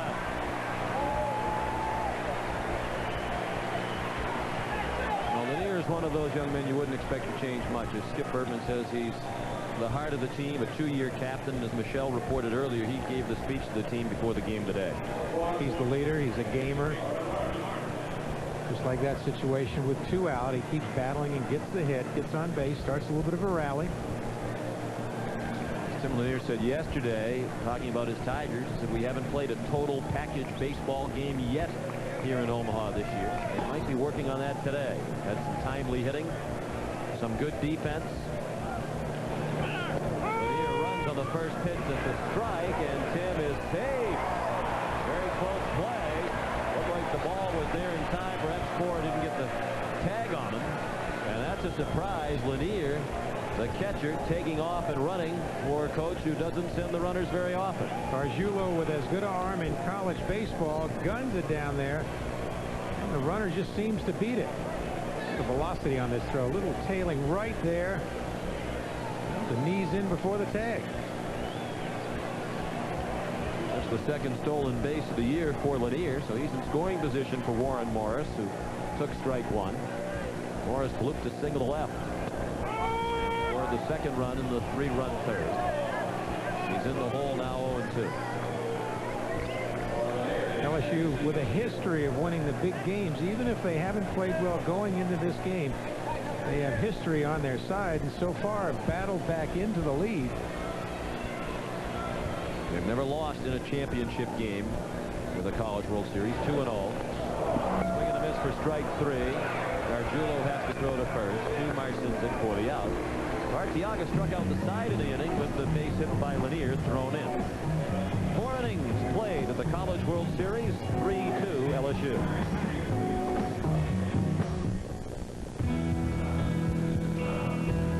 Natural Mental ability can only take you so far. Equipment counts for a lot. I'm always checking out new ideas. You have to stay competitive. That's what I like about Pert Plus. Cleans and conditions in one step. No messing with 2 bottles. I get great results. No hassle, no fuss. Eventually, we all cross the finish. The winners just find a better way to get there. Pert Plus, great hair, no fuss. Want to see something cool? Want to see something really cool? Brute Clear Gel antiperspirants and deodorants with click control. 3 clicks give you just the right amount you need for all-day protection. The click keeps you cool from morning to night. Because the last thing you want to do is lose your cool. Brute by Fabergé, the essence of man. Worried about Dad? Yeah, but bypasses are pretty common, right? I guess. Doesn't that hospital do a lot of them? I don't know, they must. You worried about Dad? Yeah, but bypasses are pretty common, right? I guess. Doesn't that hospital do a lot of them? Yeah, they're really good. They did 460 last year. Where'd you pick that up? It's amazing what a difference information can make. Introducing Informed Health from Aetna Health Plans. After 4 innings here in Omaha, LSU leads Miami 3-2 in the national championship game. Among the other great players who have performed here, Rafael Palmeiro in 1985 for Mississippi State. Barry Larkin, last year's National League MVP, here 2 years in a row for Michigan in the early and mid-'80s. Ed Sprague, the College World Series in all 4 of his seasons at Stanford. Won it twice, went on to win 2 World Championships with Toronto, Major League level, and Robin Ventura here in 86 and 87 with Oklahoma State. The 3rd baseman on the College World Series, 50th anniversary all-time team.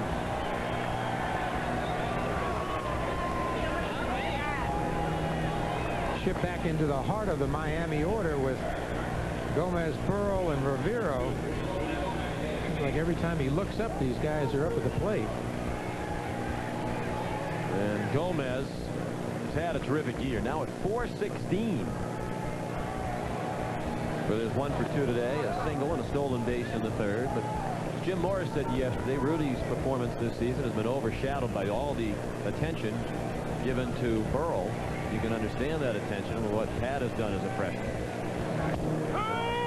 Morris said yesterday there isn't another second baseman in the country he'd rather have than Rudy Gomez. He scored 85 runs this year, school record, and bidding to score another as he's aboard starting the inning with a base hit to right. Gomez is 2 for 3. I like the way this Gomez hits the ball. A nice flat swing and rockets it to right. Good job. Today's national championship game will be followed by golf. The Buick Classic coming your way next here on CBS from Rye, New York. And play underway in the 3rd round. Ernie Els with a 4-shot lead over 4 others in Westchester County, New York. Talk about good swings. That man has a beautiful one.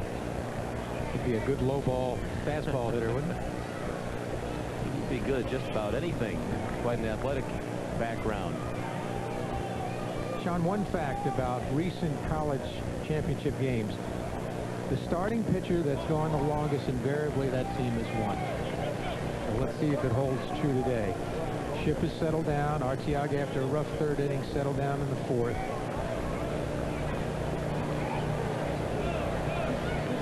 The 1-0 to Burrell, a borderline strike. Pat singled to left in the 1st inning and scored, was called out on strikes in the 3rd. And Gomez, who stole his 28th base of the year in the 3rd, is at 1st. Well, you mentioned that about starting pitching, and ordinarily over the years that has held true, but both managers said yesterday, in this situation, 1 game to win it all, rested bullpen on each side, they might have a quicker hook for the starting pitcher just because they do have other rested arms ready to go. And you use everybody when you're trying to win a national championship in 1 game. Usually the Pens are very tired, having to battle their way here, but you're right. Lots of rest by both the Tiger and the Hurricane bullpens. If it gets into a bullpen battle, Miami has the deeper and it appears better bullpen. In all likelihood, Bertman would push Shipp deeper into the ball game in a borderline situation than would Morris with Arteaga. Shipp can't throw him a fastball now. Got to try to get Burrell out with the big breaking ball. That good overhand curve's been very effective. Burrell really focuses, really locks in on the pitcher and the release point. Look at that. All great hitters have that same thing in common. Their ability to pick the ball up from the release point quicker gives them more time to determine speed, angle, and location. And they cover the plate well. Good hitting position, hands up. Catcher sets up outside, probably for the curveball or tailing fastball.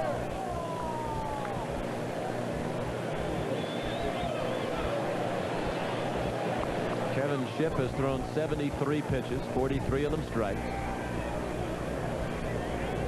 Skip Berman thought he'd get 125 or 130 pitches. That would be about the maximum you'd want to extend Shipp today. Bertman, a Miami graduate. Played at the University of Miami in the late 50s and in 1960 and 1961 graduate of the University of Miami. Was an assistant there for 8 years under Ron Frazier before heading off to take over the LSU program and become the Tigers' all-time winningest coach. Because whenever he's not cheering for an LSU team in football or baseball or the other sports, he cheers for the Hurricanes. But not today. He is a Hall of Famer at the University of Miami, inducted 2 years ago. Burrell fouled one back. He had a good line yesterday talking about Burrell at the press conference. Skip Bertman heard Jim Morris talk about all those things we mentioned about Burrell earlier. Total base numbers, leading the nation in hitting, honor student, 6'4", 220, good-looking young man. And they asked Skip Bertman about Burrell. He said, well, I guess we'll just tell Shipp to throw his best pitch and back up third. Shot back to Shipp with the runner going. Kevin to first, the out. Big throw to second base by Furness. Gomez hadn't rounded the bag. So now the tying run is at second with one out in the 5th inning. LSU leads 3-2. Jim Morris from Miami doing a good job of moving the runner that time. Shipp threw a good breaking ball to Burrell. Now with one out, the runner in scoring position for the Miami Hurricanes.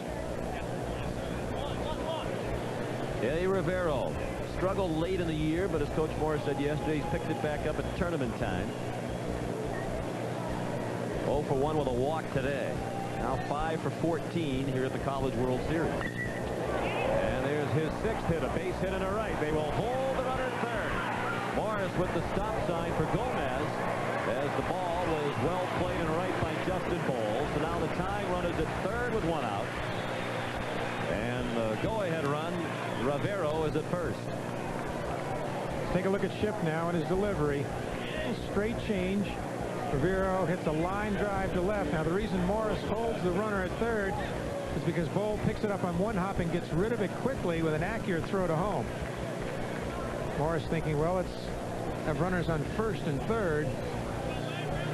Sells hit the ball pretty well. 8 hits now for Miami. They've had at least 1 hit in every inning. They have 2 hits in this inning. They've had 2 hits in 3 of the 5 innings. And the man who drove in both Miami runs in the first is at the plate. Michael DeSalvo, who bounced a single into right and scored 2. He came back up in the third and had an infield hit. It's his ball that was knocked down by Morris. Morris got up and threw Gomez out at the plate trying to score from second on what might be the biggest play of the ball game. DeSalvo nice and quiet at the plate. I'd like to see this in a hitter.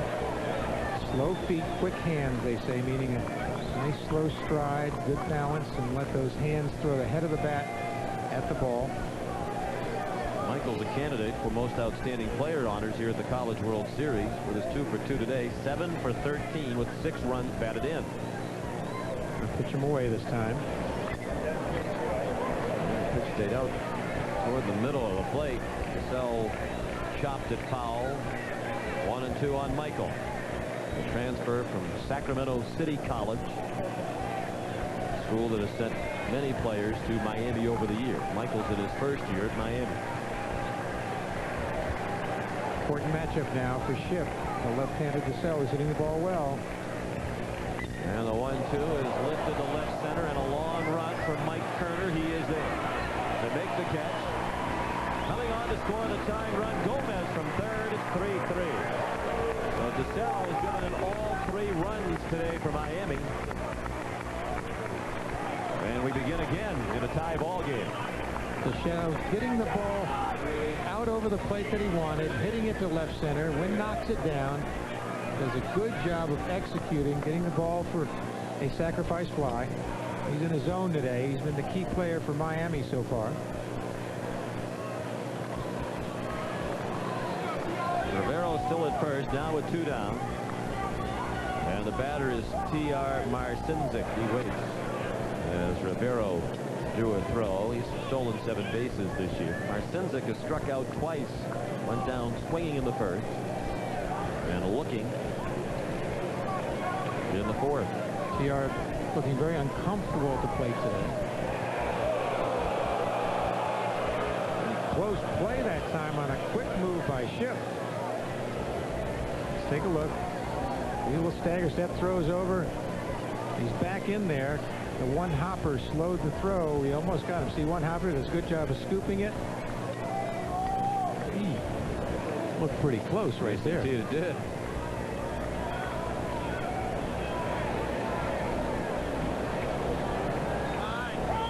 Time requested by Marcinzik. Granted by the home plate umpire, Scott Graham. Chip, knowing that Miami will run in this situation to get the runner in scoring position, has to keep him close. Marcinzik takes a strike. How about his path to Miami? Marcinzik started his collegiate career at Florida State.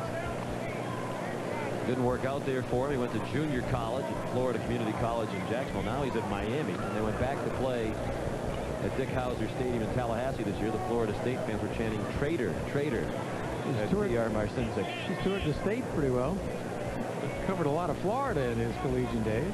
It's quite a rivalry in all sports, particularly in football, but also in baseball.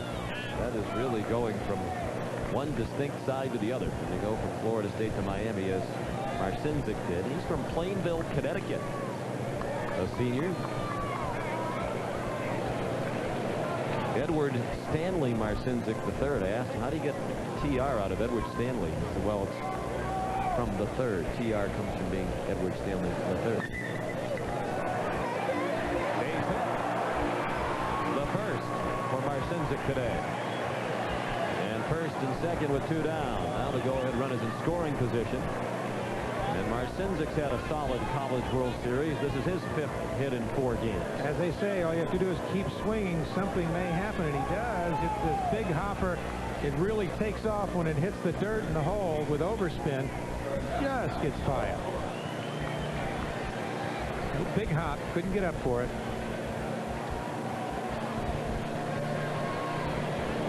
And we'll have bullpen action in a moment for LSU, as Schiff has now given up 9 hits over 4 2/3 innings. Brett Laxton is going to start warming up. Laxton, a big game pitcher for LSU.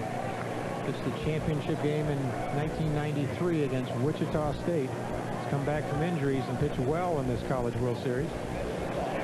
Alex Cora slaps one to left. A late start by the left fielder. Cooley diving catch, then lost it. It's a hit. No catch. It's a hit. 1 run is in. Here comes the second. He scores. And it's 5-3 Miami. Cooley arguing that he had it long enough to be a catch. Mike Bianco, who was ordinarily the third base coach, had gone running down to the bullpen to watch the pitchers warm up, and he came running out of the bullpen to argue.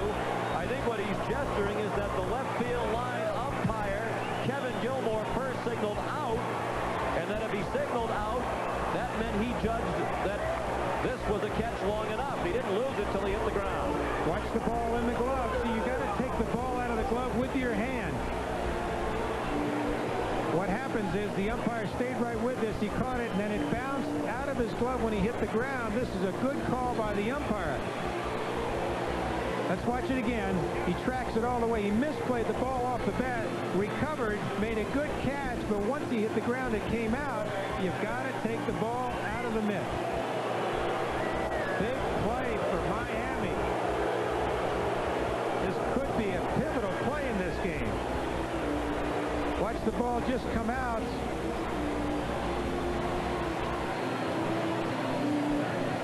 He's frustrated.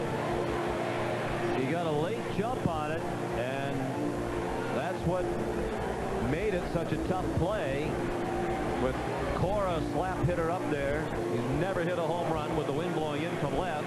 Cooley was playing shallow and seemed surprised that Cora hit it as deep as he did. It's a triple for Cora, 2 runs batted in. And the lead again for Miami at 5-3. Skip Bertman came out to argue the point, not all that animatedly. Well, he went out there more for his team than he did for the play itself. He knows that you have to take the ball out of your mitt in a play like that when you dive for a ball. He wants to battle for his team, show his team that he's out there for them. With Cora's 2 for 3 now, that means all 9 starters for Miami have a season average of better than 300. Rick Sagisi, the batter. We've had all kinds of plays in this College World Series National Championship game. We're only in the top of the 5th. Sagisi has singled to left and bounced to first. Hits the ball hard. That's out of play to the left. Chip can't afford to make a mistake now with LSU only 2 down. A mistake now to Sagisi, who's got power, could open up the game. Chip starting to throw a lot of pitches. You wonder whether the pressure and the pitches are catching up with him. Sagisi sends it out of play to the left. He's a young man who's endured terrible tragedy in his life. His father helped coach his high school team in Naples, Florida, and one day was pitching batting practice to one of Rick's teammates when Mr. Sagisi was hit in the head by a line drive, never regained consciousness, died from an aneurysm the next day. Bounced down to first, tough play. And Sagisi doubted first. Well done, Furness to Chip to end the inning. And quite an inning it was. Cooley almost made the great catch. Instead of the triple, and the LSU fans boo. 5-3 Miami. You can just pick up a Napa part and feel the quality. When you look at the price, it feels even better. Pick up your share of quality products at Napa's Red, White, and Blue sale. With Napa Motor Oil, only 89 cents a quart. Contoured-style bug shields for a low $29.99. And a combo pack of no-touch tire and wheel cleaners, just $2.99 after rebate. So come, save some green at Napa's Red, White, and Blue sale.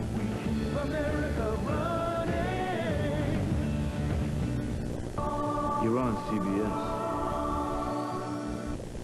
CLECO reminds workers who operate equipment around construction sites to work smart. Forklift, dump truck operators, look up and notice overhead power lines. Remember to lower your truck bed before driving away. Diggers may find power lines buried underground, so spotters should be aware of lines that can be seen and those that can't. If a power line is on or near the ground, always assume it is energized. Keep everyone away.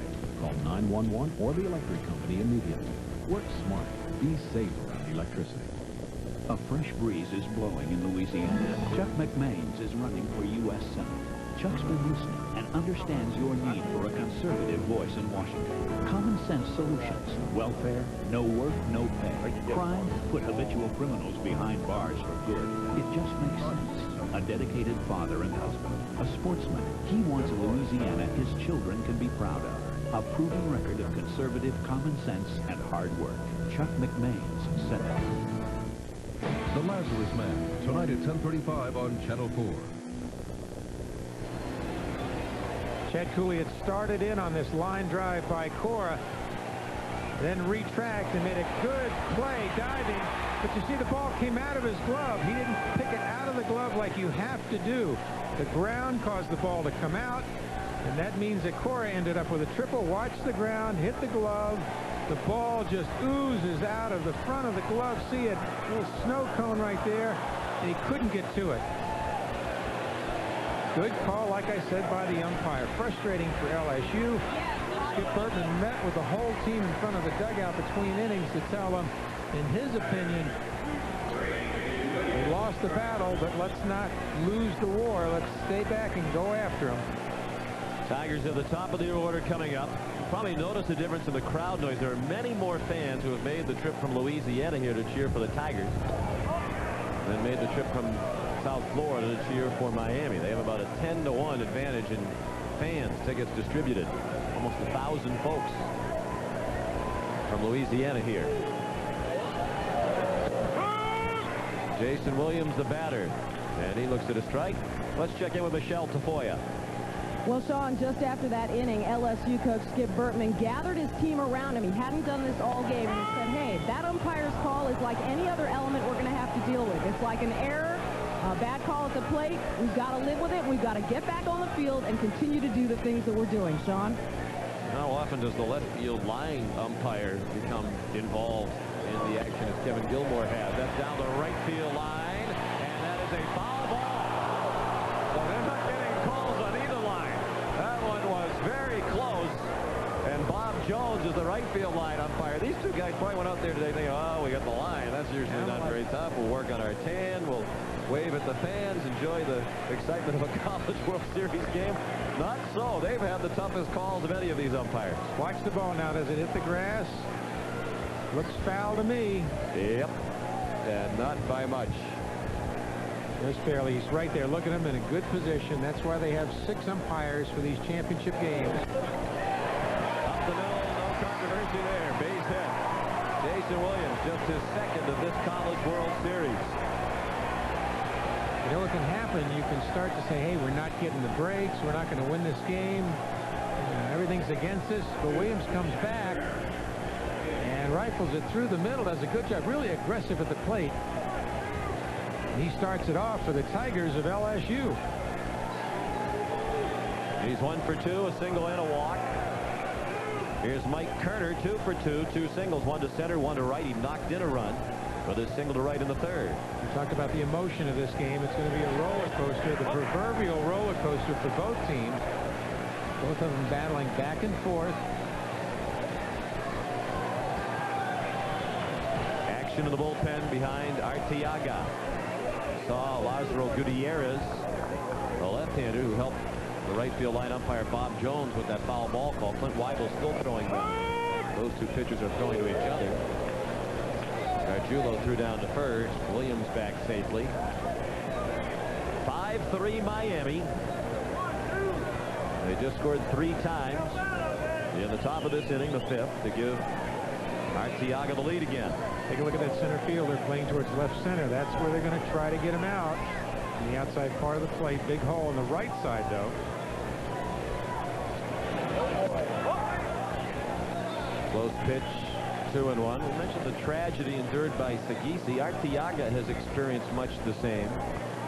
When J.D. was in high school at Westminster Christian in Miami, he was a quarterback on the football team as a sophomore in high school, and his dad had a heart attack and died while watching J.D. play. By the time J.D. got to the hospital, his father had already passed away. His mom is here today, Carrie. J.D. told us yesterday. It'll be like she's out there pitching. That's how excited she gets about the game. She'll be pitching right along with me. That's the way moms watch games. My mom used to be right there with me, fielding and throwing and hitting and running. It's really tougher on the family and close friends than it is. Well, at least when you're playing, you're out there and you have some sort of ability to release the tension. But when you're in the stands, you love somebody as much as these families love these young men. Appreciate it. Down to first. Chance for a double. Throw to first is late. They erase Williams at second. 3-6. And safe at first on the fielder's choice is Kerner with 1 out. Let's take a look at this chop ball. Did a good job. Now see, that's almost an illegal block going into second base. Nicora was complaining about that as Williams ran off the field. And you have to go in sliding straight. He didn't go in that way and actually had his legs out as if he thought about blocking him and then tried to correct it. Nathan Dunn, the number 3 hitter in the batting order. Let's watch the runner now come in. He's standing up. He almost breaks an ankle. He starts to go to the left. That comes in and then tries to avoid Cora. And both men could have gotten hurt on that play. And the umpire could have easily called a double play in that situation. Dunn chops one foul. One of the rules we showed at the top of the telecast, no roll blocks. And that very closely resembled a roll block. It was a semi-roll block at a screen. Did you see how high Cora got that time? What an athlete that young man is. The guy was literally punched over a little bit, and he still jumped over. We just talked about the roll block. We want to go back to the catch because right now that looms as the biggest play of the ball game. Cooley's attempted catch, the ball hit by Cora. It was ruled no catch. 2 runs scored on the play. The difference in the ball game.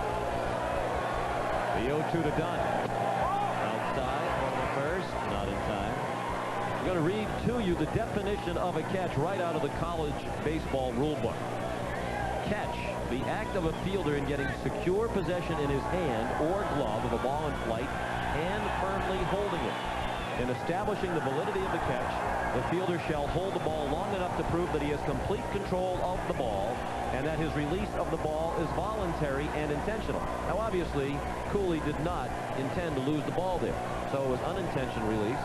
That alone verifies, Steve, what you were saying. The runner goes to pick the ball at the stolen base. Kerner with the steal. His first of the ball game. And his 24th to lead the team this season. He's 24-26. LSU stealing off of Arteaga. That's the one problem he has because of his delivery to home. Another good play. Good throw by Gargiulo, but just too late. LSU, as we mentioned, not a big stealing team, but they will be opportunistic.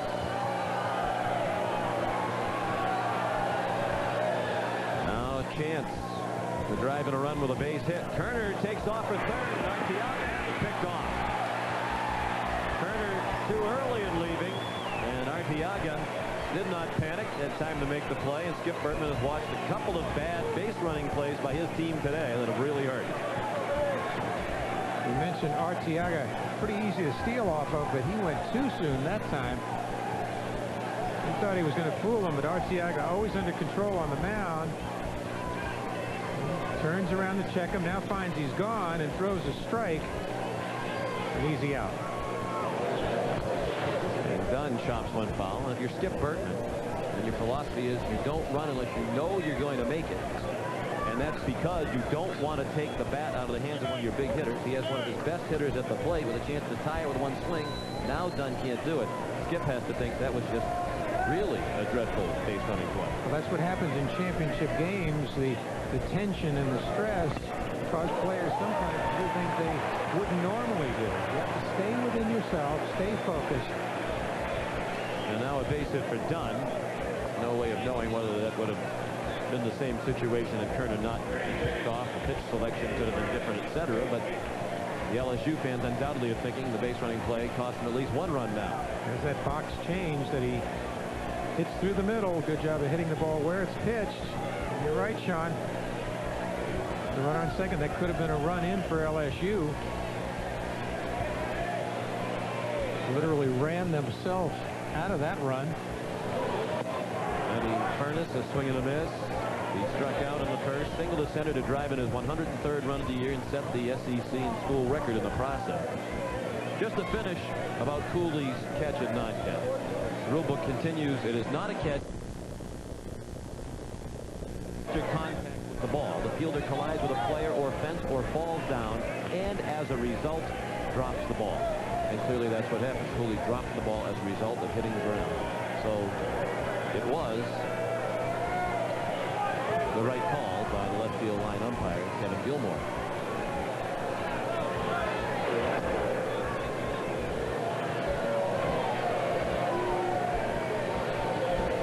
Two outs here in the bottom of the 5th. 5-3 Miami. Arteaga, the starter. has given up 7 hits. He struck out 5 and walked 2. 1-1 is a strike to Furness. Sean, this is my pivotal man for the Tigers. Furness has to hit today in order for the Tigers to be successful and win this championship game. He's the power man. He's the cleanup man. Pitch out on 1 and 2, and Dunn was not running. We talk about great arms, and we say Gargiulo has a great arm. Still, if you have such a good jump off a pitcher, it neutralizes that great arm, and that's what's happened to Miami today so far. And a miss for strike 3. Ernest strikes out for the second time. After 5-3 Miami in the NCAA Baseball National Championship game.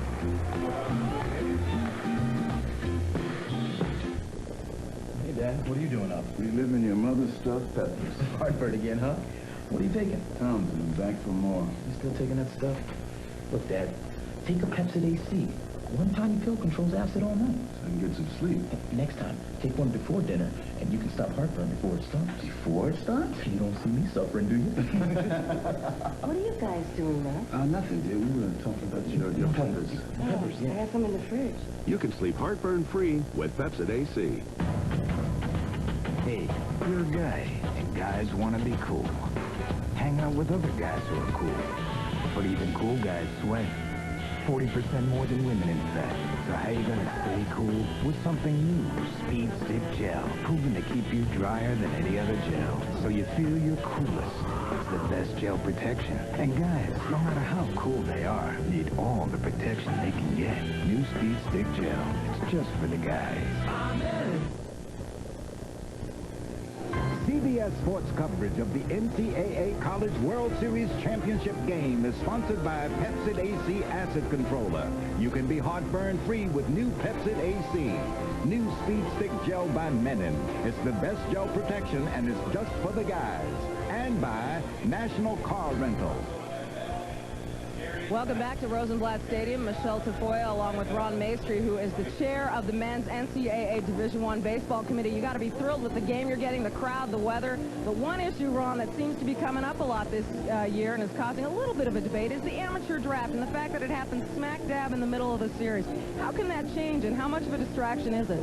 Well, it's been this way for a number of years, but it seems like there's been more complaints. We'd like to have the draft maybe immediately following the series. A lot of pressure, particularly on the kids that are high draft pick, media attention, a lot of pressure to go out and perform. But there's also a lot of pressure on some of the kids thought they should be drafted higher and they're not, and they're very upset. So one coach had the analogy, would the NBA have the draft during the Final Four? Be a tremendous distraction. I'm hopeful that we could maybe talk with baseball and possibly they could have the draft immediately following the series. All right, Ron, thanks so much for joining us. We'll see you after the game. Thank you. Sean? Thanks, Michelle. Thank you to Ron. That was certainly an excellent analogy of having the NBA draft during the Final Four. That certainly wouldn't happen. Jim Gargiulo trying to punt his way on, and Dunn couldn't play with a bare hand. Dunn, an excellent hitter, but not a great fielder. And Gargiulo, the catcher, has a bunt hit. Smart play by Gargiulo. He's not very fast. This is a surprise play. And even though it got to Dunn quickly on this hard infield, he still couldn't field it cleanly. See, it bounced up and hit his wrist. Slower infield would have stayed down. He would have had a better chance. Now they'll try to get him over. Gargiulo back to first. They scored that an error. Apparently they feel it was Gargiulo, the catcher, running, but Dunn didn't need to make a bare hand play. That's the 21st error committed this year by Dunn, the 11th by the LSU in 4 games of this College World Series. They've made the key mistakes today, particularly on the base paths. As an old third baseman, anytime you have to field the ball with your bare hand, that's not a natural play. That's a tough call. More often than not, that would be scored a hit. And he's in tight. Well, Jim Morris will go for the 1 run, try to get the runner in scoring position. Driven toward first. Furness lost the ball, safe at first. Is driven. So now the inability to hang on to the ball LSU. Good job of bunting here. Furness does the right thing by fielding it and using two hands, and for some reason, with the ball in his non-glove hand, it's knocked out. How did that happen? Wow. That's what you do. You field it, put the ball in your bare hand so that you can have control and tag the runner. Even sometimes you kind of go after him, you end up tagging him with a glove, and the hand comes out. Big mistake. Back-to-back errors. Credit Grimmett with a sacrifice, no official time at bat, and then the error by the first baseman Furness allows him to reach. So here comes in all likelihood the third straight bunt. Gomez was squaring as Shipp stepped off. Rudy 2 for 3 today. Gomez has singled to center and to right. He's stolen a base and has scored a run. LSU has dodged a bullet in this series defensively. They've made 9 errors up until today, and now 2 in 1 inning. Going to catch up with you eventually. Jim Morris through the signs for Gomez.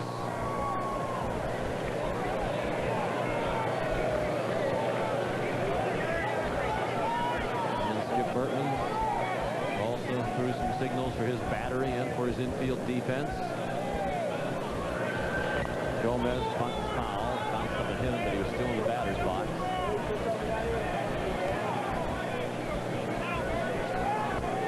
Not easy coaching baseball in Miami. The expectations are enormous. Jim Morris said yesterday, even if we win this national championship, people will be right back at me next year expecting us to win it all again next year.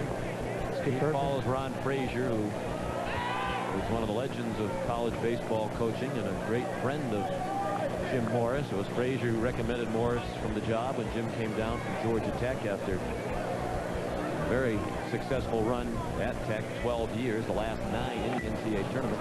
Bunted toward third. Shipp will go to 35. Self-destructing here in the top of the 6th. Shipp had to play at third if he fielded it cleanly, but the bobble cost him. Miami putting pressure on the LSU defense, and the LSU defense cracking. Good bunt by Gomez. He goes in, fields it cleanly. He's going to go to third. He had time and just bobbled it and can't get the ball there in time. He's clearly safe. A nice backhand, gets himself in position. It bobbles the ball. Safe again. All they've tried to do is bunt. They've loaded the bases. Big swing and a long drive by Burrow. Deep left center. Way back and caught on the warning track. Mike Kerner the catch. 1 run scores. All the runners move up. Burrow went into a home run dance. I think he thought when he hit it, it was a grand slam. He was prancing down the first baseline. It's a sac fly and an RBI for Burrow. And a 6-3 Miami lead as Gargiulo scored from third. Right man in the right spot. Burrow, the big hitter, gets all of this one, but a little high. Watch him. Steps into it. He's done this all year. He thinks it's gone, but he forgot about the wind blowing in from left center, and it knocks the ball down. Oh, my. He says, I can't believe it. But he gets the run in. See the stiff flags there? That's what knocked it down. And now Skip Bertman is at the mound to talk to Shipp. He's had bullpen action. Patrick Coogan and Brett Laxton from the start of this inning. Shipp's now given up 6 runs on 11 hits. The errors and his own misplay. And by the way, they scored Gomez's bunt that was bobbled by Shipp a hit, which is generous scoring for Gomez. All the miscues have been costly. It looks like Bertman's going to stay with Shipp, with Rivero due up, a left-handed hitter. Both pitchers in the bullpen warming up are right-handed. 6-3 Miami, and they have 2 men in scoring position with 1 out here in the top of the 6th. The runners are Grimmett with excellent speed at third, and Gomez with very good speed at second. The infield in. Outfield swung around toward right for Rivero, who pulls it sharply foul to the right. Rivero, who hits the ball hard, is again going to put a lot of pressure on this Tiger defense. Ship's got to keep him off balance at the plate. That's toward the gap in left center, and a long run for Kerner, who made the running catch. And another run scored for Miami. Driven in from third as the throw goes to third, and it's 7-3 Hurricanes. Rivero with his first RBI of the ball game. Back-to-back sacrifice flies to center for Miami. This is a very good catch. He really has to track it all the way. The ball's tailing from him. Kerner gets the ball back in and holds the runner at second base. And Skip Bertman is on his way back to the mound. He has two right-handers warming up down there. He is summoning one of them. Looks like Patrick Coogan. And it is. Coogan will be the new pitcher when we come back.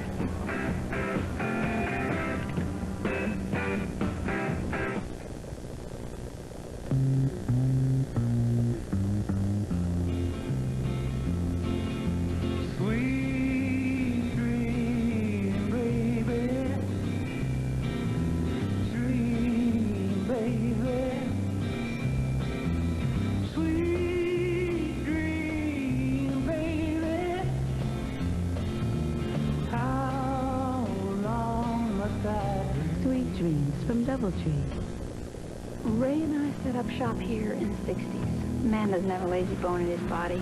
Some time ago, his hands began bothering him. He'd go about his business, but was taking a lot of pills.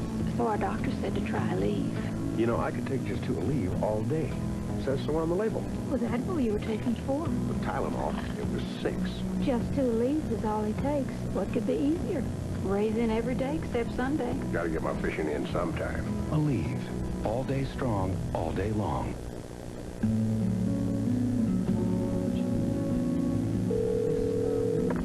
You have reached voicemail. Please enter your authorization code. You have 712 unheard messages. To listen, press 1.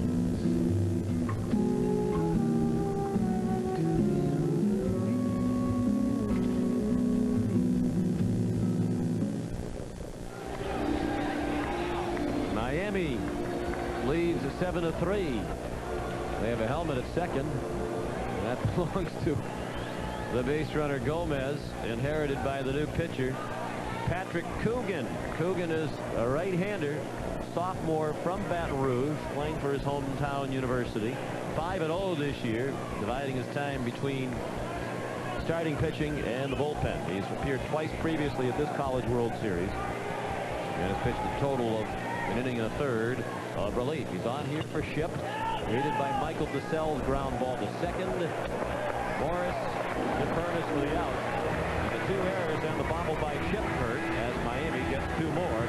And the Canes now lead 7-3 as we head to the bottom of the 6th.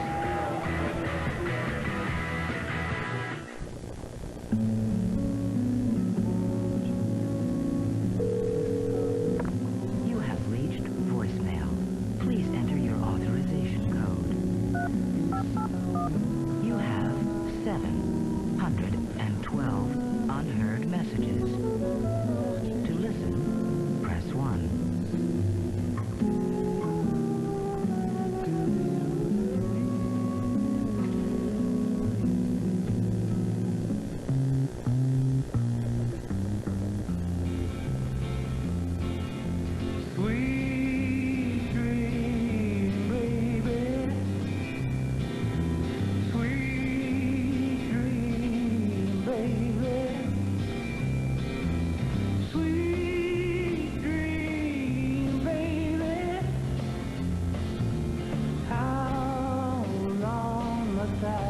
Sweet dreams from Doubletree. All set? You bet I am. Thanks to you. A few weeks ago with Jesse, I noticed something. Dandruff. So I told him about Head & Shoulders. Regular shampoos just rinse flakes away. Head & Shoulders helps prevent flakes from even forming. Because great hair can't have flakes. You say your painted wood's looking kind of dirty? Clean it with Armor All Painted Wood Wash. Just spray it on, then rinse away the dirt and mold and mildew stains to make your paint look great again. Armor All Painted Wood Wash. Heading Going to the bottom of the sixth, Miami leads 7-3. Among the great pitchers who've worked in the College World Series over the years, Roger Clemens, here twice with Texas, including in '83 when the Longhorns won it all. He's won 3 Cy Young Awards. Jack McDowell, part of a championship team in 1987. He won the Cy Young Award in '93. Greg Swindell, here twice, was the College Pitcher of the Year for Texas in 1986. Recently released by Houston, but speculation he'll be signing to the Major League team, perhaps Cleveland, any day now. Chad Cooley begins the sixth. J.D. Arteaga's first pitch. A ball to Cooley. Cooley's 0 for 2, 2 fly balls to left. Brad Wilson on deck, then Justin Bowles. Foul ball off first. 1 ball, 1 strike. LSU, you need to have base runners now. They need to be patient and hit the ball where it's pitched.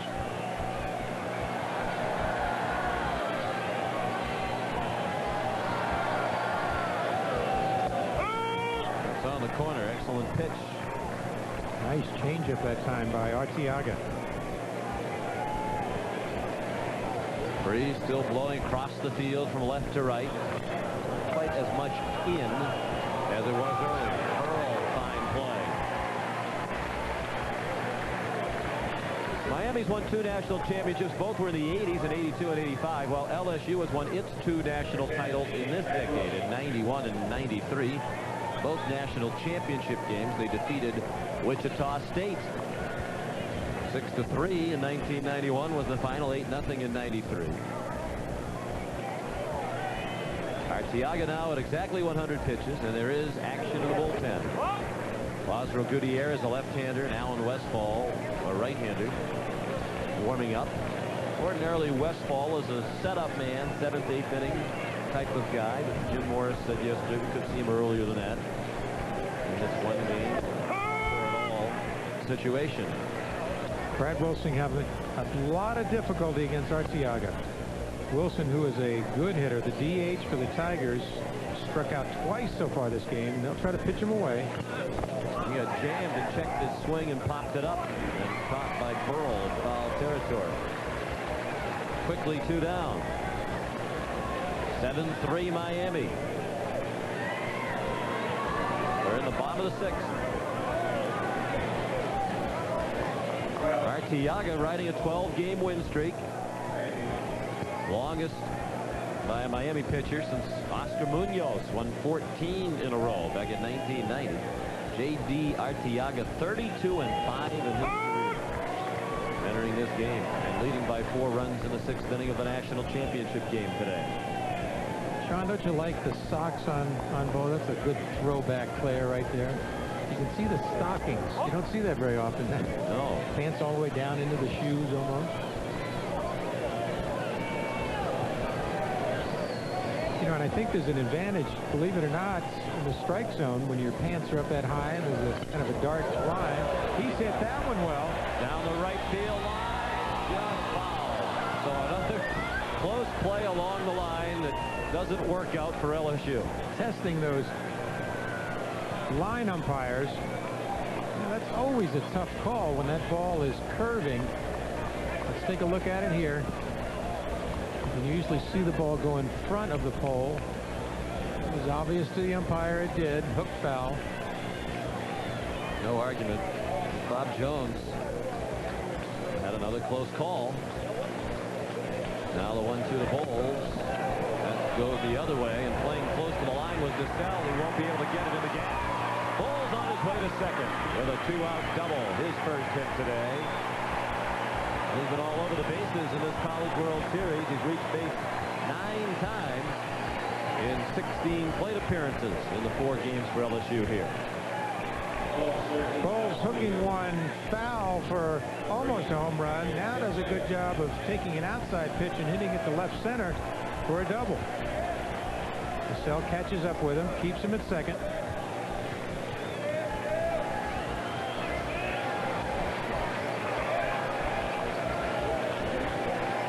Bowles at second with 2 outs. 7-3 Miami in the 6th. Here's Tim Lanier, who walked and scored in the 3rd. Singled to left and stole second, was stranded in the 4th. LSU needs a run here, and they need to get back on the board.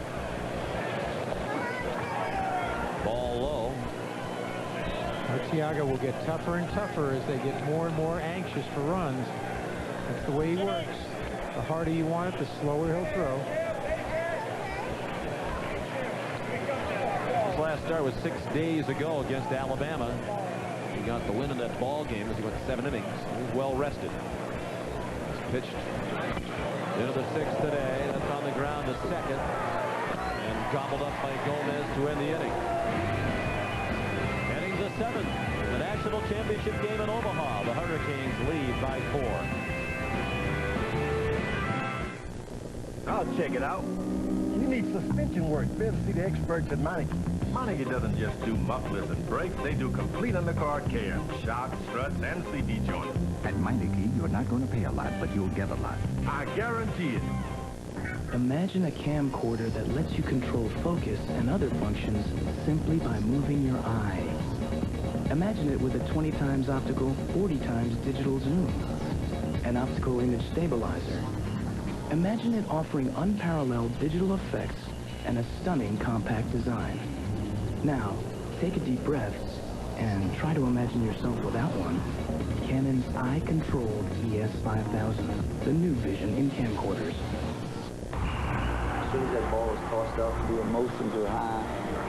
It's pressure. It all just builds up. We have some of the hottest coaches in the game to switch antiperspirants and try Degree. Body heat activator. As your body heat rises, Degree releases extra protection when you need it most. In the heat of the moment, Degree was there for me. That certainly worked for me. That just keeps you dry. You have to be depressed. You want to be protected because they're all right up on top.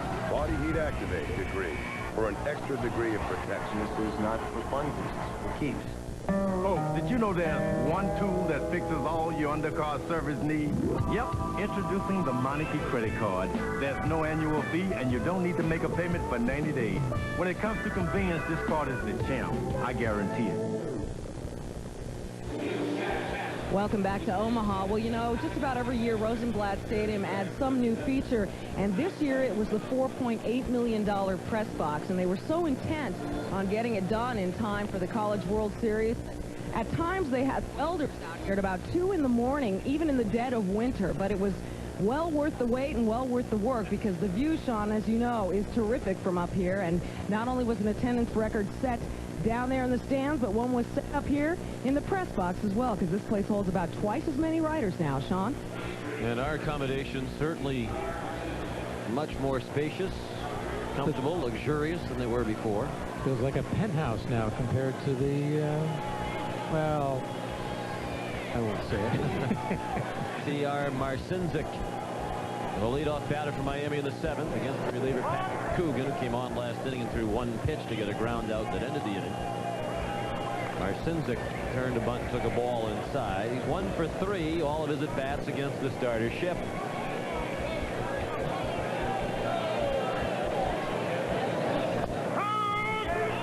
Ship went 5 2/3 innings, gave up 7 runs, 5 earned on 11 hits, 3 walks and 3 strikeouts.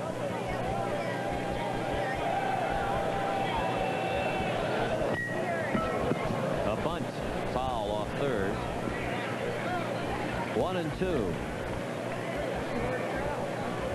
We remind you that the Buick Classic comes your way next from Rye, New York.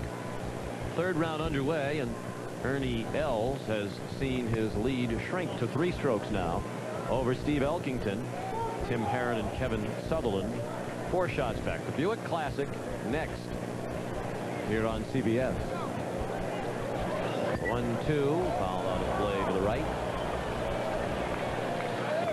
The attendance here this afternoon, 23,905. That is a single game College World Series attendance record. Record crowd of nearly 24,000 here. Capacity of this ballpark listed at just over 22,000. So many of those folks Michelle showed you earlier in line outside the ballpark got in. Very high, not very deep in center. Mike Turner, 1 out. Marcinzik now 1 for 4.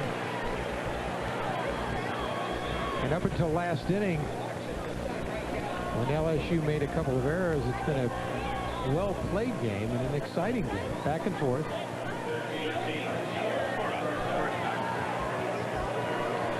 Coogan, the relief pitcher, one of 6 players in the baseball program at LSU. Came out of Catholic High School at Baton Rouge. Pitching now to Alex Cora. The ball low. They're in tight at the corners for Alex. He's had another good day. A double to right field in the 4th, and that controversial 2-run triple that Cooley couldn't squeeze on the diving catch in the 5th. That broke the 3-3 tie. Made it 5-3, and Miami scored 2 unearned runs in the 6th. And Coogan in the 90s now with that fastball. He can get up to 92, 93. Comes right over the top. Good live arm. We say Coogan is not bluffing. That's right. And there's 91 on the outside corner. 91 and painted the black that time. If he continues to do that, it'll be very tough for Miami to hit him hard. Of course, hit the ball to all fields today. And he bunts with 2 strikes. A pretty good bunt. Coogan got it there. Nice play. 2 down. Cora trying to bunt his way on with 2 strikes, and it was a decent bunt. But Coogan made a fine play. Look at Coogan now. Keeps his curveball down, and Cora with 2 strikes does a good job of deadening the ball. Now, if the ball could have been over another 2 or 3 feet towards the third baseline, he would have beaten it out. Barehanded, Coogan fires the first with that 90-mile-an-hour fastball and beats him by a step. Rick Sagisi takes a ball inside. Sagisi 1 for 3. He singled back in the 2nd.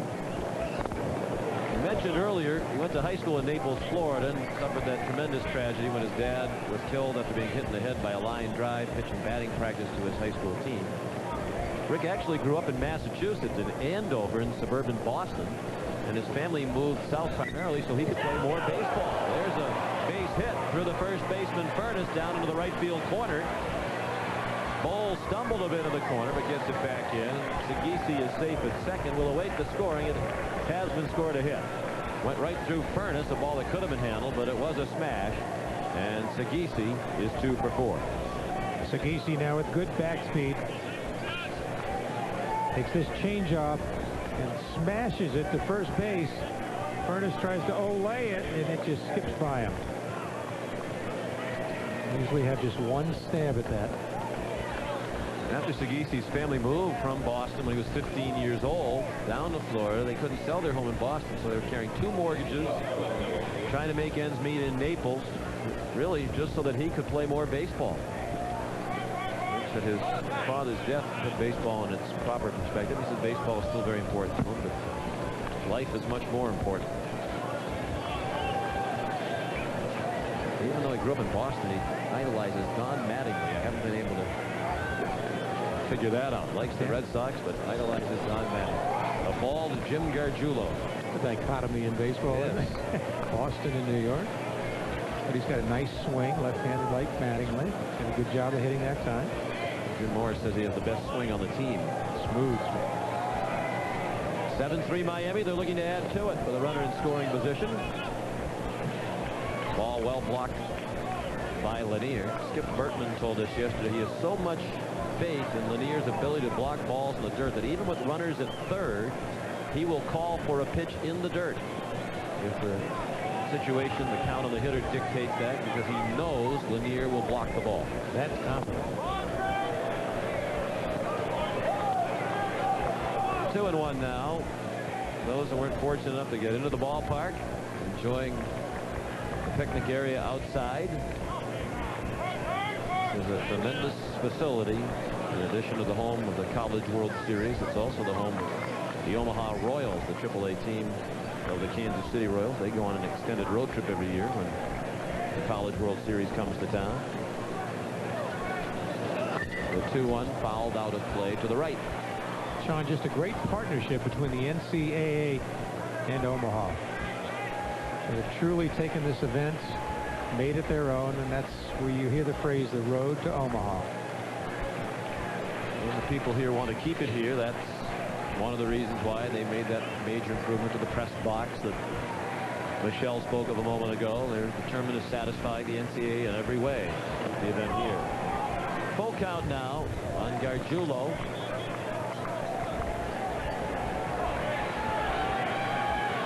Gargiulo started everything off a couple of innings ago with a bunt on the first pitch. Well, the last inning resulted in an error. First of the 3 missed plays in a row. Only 2 of them scored errors against LSU.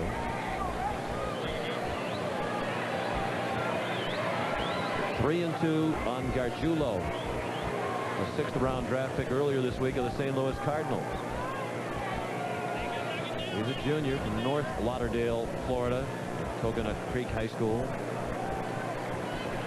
Outstanding defensive catcher. As a matter of fact, Turtle Thomas, who coaches Miami catchers, says he has better throwing velocity at this point in his career than did Charles Johnson, who's gone on to win a gold glove in the National League for the Florida Marlins. Down to first.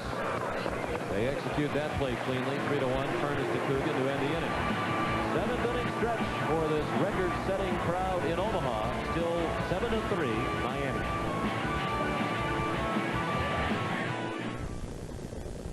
When you manage a restaurant all day, you need the strongest hold you can get. That's why I switched adhesives. It'll hold stronger, longer, or your money back guaranteed. Oh, that's good. Now I can sip hot soup at lunch and still make it to dinner to greet my favorite customers. Fix-It-Dent will hold stronger, longer than any other adhesive or your money back. It's a long, hard day, but I love every minute of it. For a stronger, longer hold or your money back, Fix-It-Dent and forget it. Guaranteed. This is CBS. Discover a taste of paradise with fine dining at Bobby G's. Succulent steaks. Seafood specialties. Simply spectacular. And right on the first floor of our new entertainment complex, Bobby G's at the Treasure Chest Casino. Lawsuit abuse. Think about someone faking a fall then filing a phony claim. Businesses close. People lose their jobs. When I promised you I'd pass legislation to stop these abuses, I kept my promise. I'll do the same in Washington. And there's something else. Senators who serve in Washington more than 2 terms tend to abuse their powers. They lose touch with the people. I fought for term limits in Louisiana, and it's now the law. I'll do the same in Washington. Common sense for Louisiana. Chuck McMains, Senate. A World Series wrap-up with the Tigers Sunday. Two teams are represented on Baseball America's All-American team this season. Pat Burrell, the brilliant freshman, is the 3rd baseman on the All-American team. Eddie Furnace of LSU was selected as a DH. He was the Southeastern Conference Player of the Year. Eddie Arnold, who pitched well here in Omaha, was on the All-American team as well. There's Burrell. Never in the history of Division I collegiate baseball has the nation's leading hitter been on the national championship team. That could change in a couple of innings. Burrell far and away the nation's leader in batting average, threatening .500, and his team has a 4-run lead in the bottom of the 7th of the national title game. Art Siaka still on the mound. JG's first pitch, a strike to Warren Morris. Morris, the number 9 hitter, then Williams and Kerner. Morris today has singled and scored. That was in the 3rd. He struck out swinging in the 4th. He's a junior from Alexandria, Louisiana, a 5th round pick of the Texas Rangers earlier this week. And Skip Bertman will take him and a couple other of his players along with him tomorrow to the U.S. Olympic trials in Millington, Tennessee. Skip told us yesterday Morris is likely to make the team as a 2nd baseman. And Morris playing after a hamate surgery. Finds a way to get it done, just like here. Holds that toward the gap in right center. Rivero cuts it off, but Morris has a double. That's why this young man is an inspiration to this Tiger team. He's played through adversity. He plays with pain. Got a nice trigger mechanism at the plate. He's a natural hitter. Now he hits this curveball right where it's pitched. He gets those hands in and gets the head of the bat on the ball. And gets the rally going for the Tigers of LSU. 9 hits now for the Tigers. Action in the bullpen for Miami. Alan Westfall, a right-hander, is throwing. Jason Williams, the leadoff batter. He's grounded out, walk, and single. 7-3 Miami. The Tigers have a lead man on in the 7th. Ball 1. Low and inside.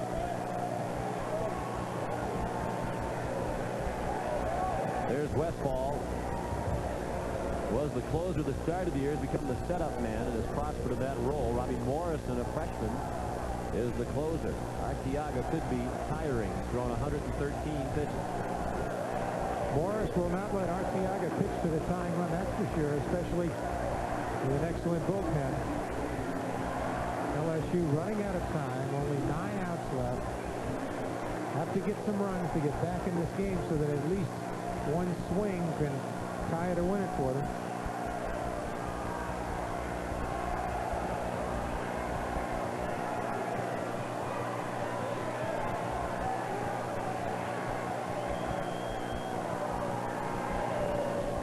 Off-speed pitch blocked by Gargiulo.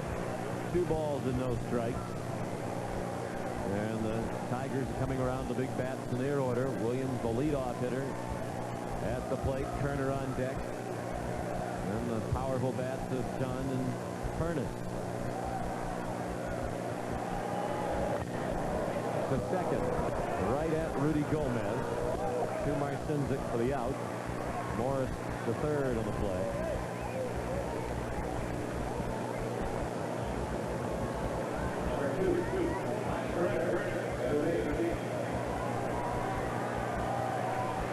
And here comes Mike Kerner.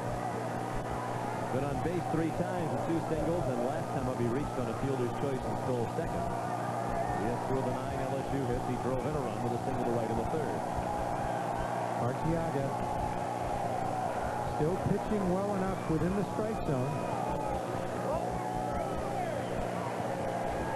But you can see him tiring, Sean. It's just the arm action's not the same. The elbow's dropping a little bit. A couple more pitches in the dirt. There has not been a complete game in this College World Series, and Arteaga has not gone the distance this year. Turner takes a strike, 1-1. Down to the Miami bullpen, Robbie Morrison, ordinarily the closer, has joined Westfall. Everyday situation. This will be a little early for Morrison, but this is 1 game for the national championship. Morrison will see him earlier than usual this afternoon. 1-2 now on Kerner. That Arteaga slider so tough on left-handers. You really have to keep your shoulder closed and think left center if you're a left-handed hitter so that you stay in on that pitch.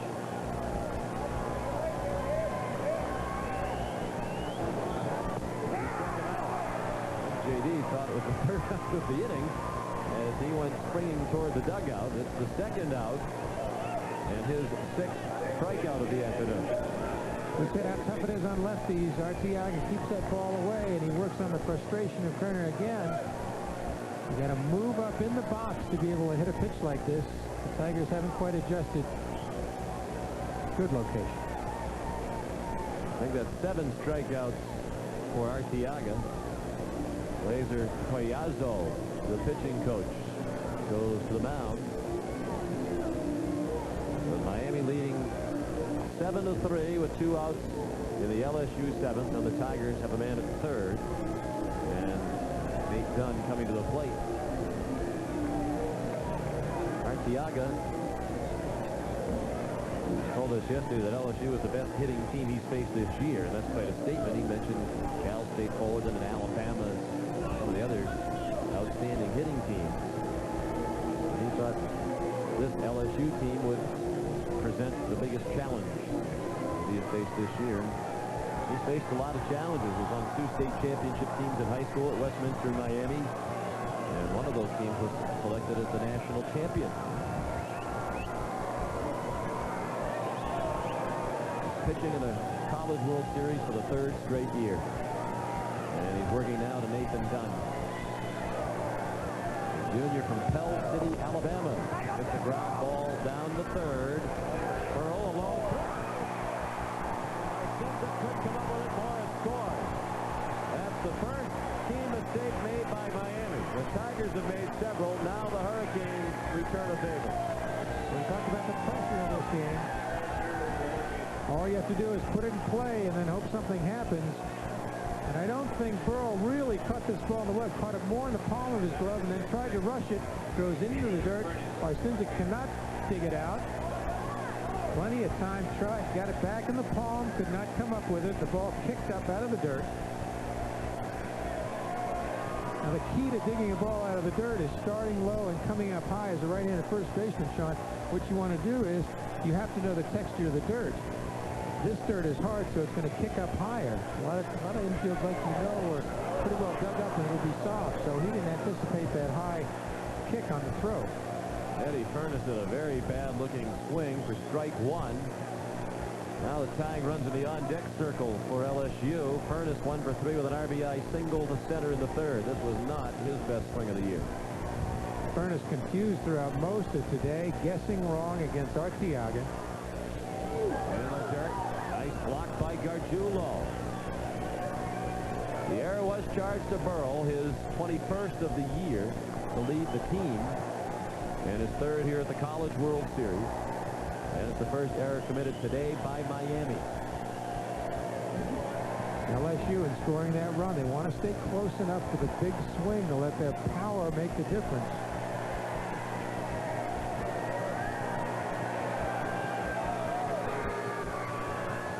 I would guess, Steve, that if Furness gets on, this would be the last batter for Arteaga. Cooley, a right-handed hitter on deck. He'd be the tying run at the plate, and you have 2 outstanding right-handers in the bullpen. That's exactly what Jim Morris is thinking right now. This could be his last batter. But Furness so uncomfortable against Arteaga today. And you know, it's still amazing that that happens. A left-handed hitter so uncomfortable against the left-handed pitcher. You see that more often, righty against a righty. I would say it's tougher to pick the ball up. Ball 3 to Furness. In addition to being the Southeastern Conference Player of the Year this season, he's also an excellent student.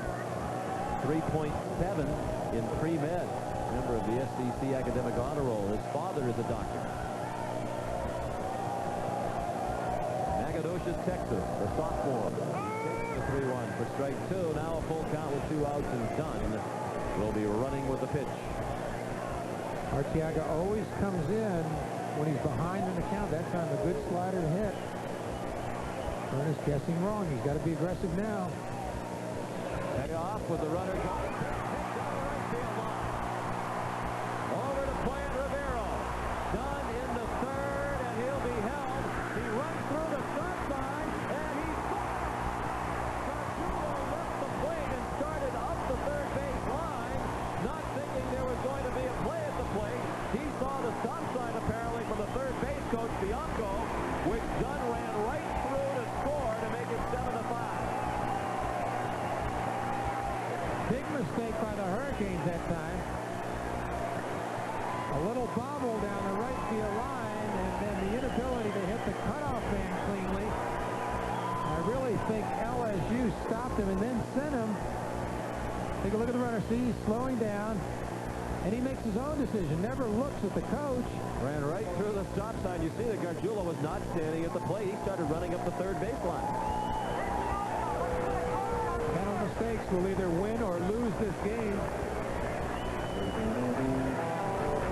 New pitcher for Miami. Robbie Morrison on the mound with a tying run at the plate when we come back.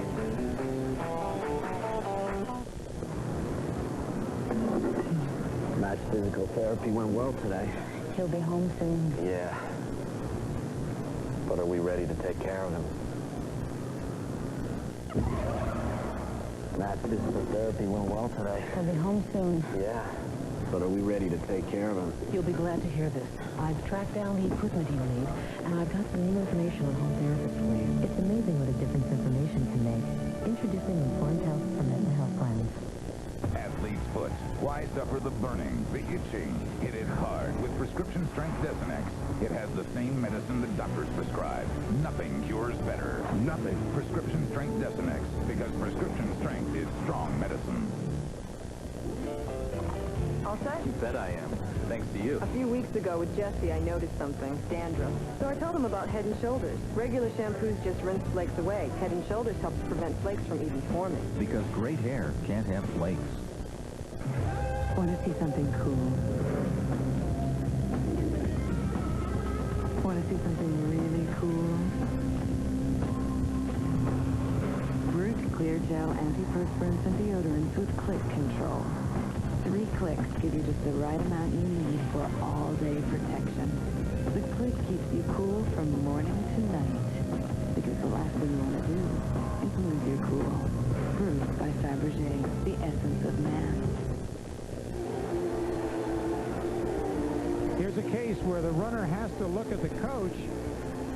And see, he cuts a little short side to stagger, gives a little look at him. He sees him wave him, and then he never sees the stop sign because he's watching the ball.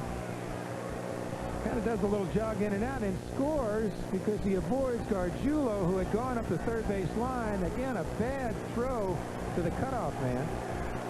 Well, Mike Bianco's had an active day in the third base coach's box. We've seen action everywhere today. It was scored a single for Pernis and no RBI. An error charge to the right fielder Rivero on that throw in from the outfield. So 2 errors in the inning committed by Miami. And the first is the one that really hurt. They should have been out of the inning unscathed. Both runs in this inning unearned for LSU. Each team has made 2 errors. Chad Cooley, the tying run at the plate, facing the reliever, freshman Robbie Morrison. Cooley 0 for 3 today.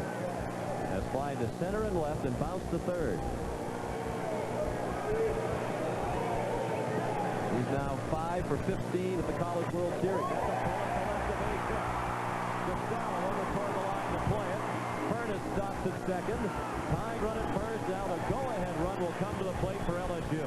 We talked about Skip Urban talking about he needed a breakout game. Well, we can sense it here. LSU finally breaking out of their slump by hitting line drives.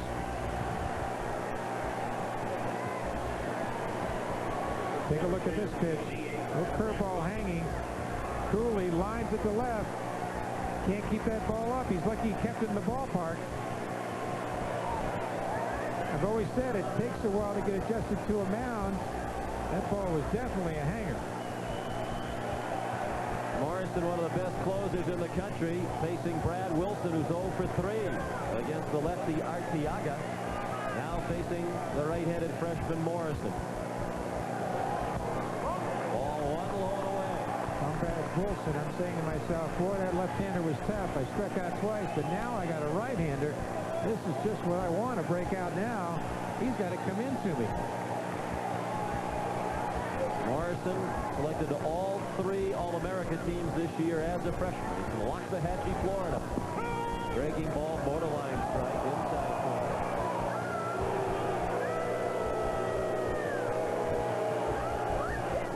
The key inning for Miami. If they're ahead after 7, they're 46-2 this year. When trailing, they're 1-10.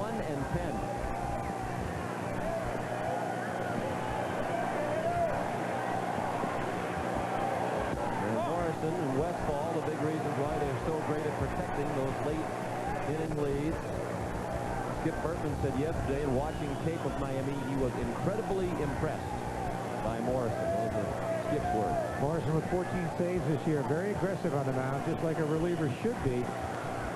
Good curveball, sinking fastball. Misses low and away, 3-1. He's in danger of putting the go-ahead run on base, moving the tying run in a scoring position. With Justin Bowles on deck. If you're a pitcher, you got to be careful that you don't overthrow in this situation. A lot of tension out there. LSU getting back into the game now. Morrison threw a hanging curveball to Cooley before. Now he's missed a couple of times. You can't choke the ball. He's got to stay loose. 3-1 pitch. Nice. Jim Morris said yesterday the breaking ball is Morrison's best pitch. And when you consider he has a 94-mile-an-hour fastball, the statement. Wilson's got to be ready here, and he thinks it's low, and it looks like it could have been, but the umpire says strike two. Full count now with 2 out. The runners will be going.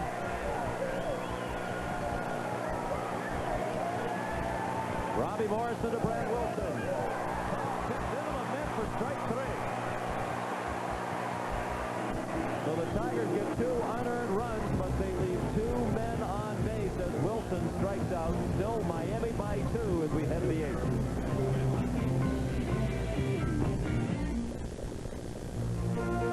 What we do Okay, guys, listen up. is the most important job I can think of. You've got a flight control check. That flight is a big part of what makes a trip good or bad. The captain has turned on the fasten seatbelt. And a good flight isn't the same for everybody. So everybody pulls their weight. 34-minute turnaround on this. Everyone knows the drill. One airline has over 80,000 people who understand what it takes to be something special. Good morning, ladies and gentlemen. I'd like to welcome you aboard American Airlines. Oh, no, it's back. Prescription Strength Desonex knows how bad athlete's foot can get. Knows about the burning, the itching, the cracking. It can feel like a soldering iron between your toes. Now is the time to hit it with strong medicine. Before it gets really bad. Prescription Strength Desonex has the same medicine that doctors prescribe again and again. Because nothing you can buy works better to cure athlete's foot. Nothing. Prescription Strength Desonex. Because prescription strength is strong medicine. All right, take care of yourself and call us. Everything okay? Now he's going to France to study painting. I thought he was into photography. Well, now he wants to be Monet. Last year in IT business, now this. Now why can't he find one thing and stick to it? Well, he is your dad. At Aetna Retirement Services, we not only help you build assets, but manage them as well. Build for retirement, manage for life.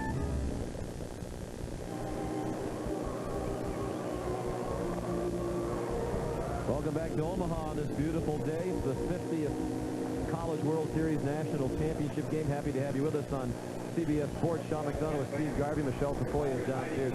Steve, we've seen a little bit of everything in this game. Tremendous excitement, and you get the feeling that the noise hasn't ended yet.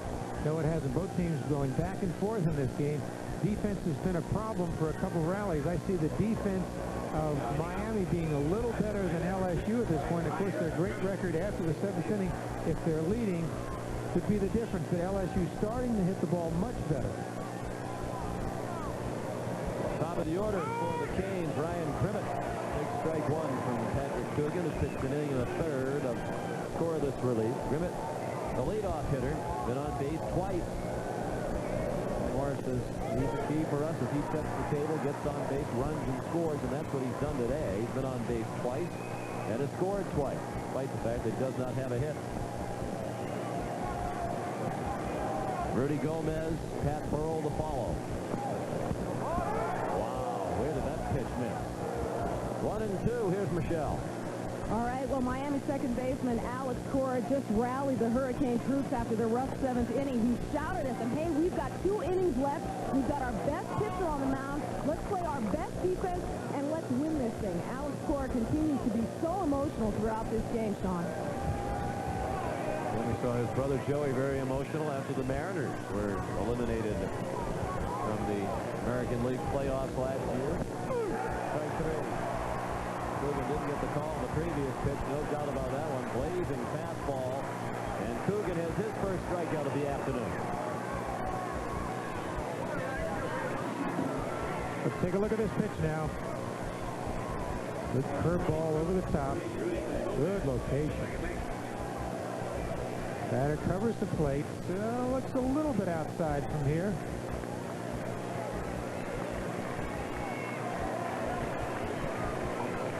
Miami leads by 2 in the 8th inning. 1 out of the base is empty. Rudy Gomez flips the first pitch to right. And Justin Bowles is there.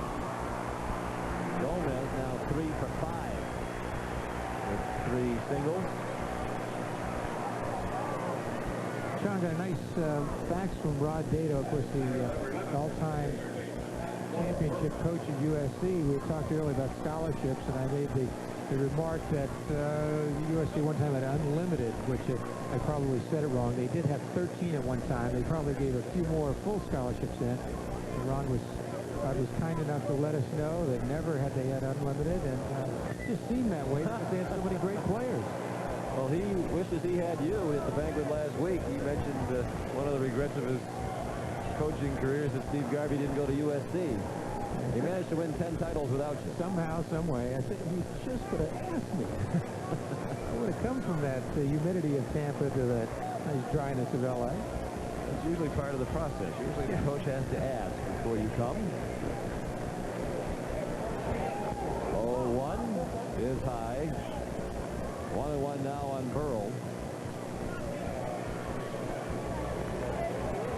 Rod Dado knows a lot about winning the championship. USC has won 11. Dado won 10. He was named the outstanding coach on the 50th anniversary all-time team. Coogan is throwing hard with a blistering fastball. He just threw past Burrell. Now the 1-2. Breaking ball hammered high in the air, but foul and left.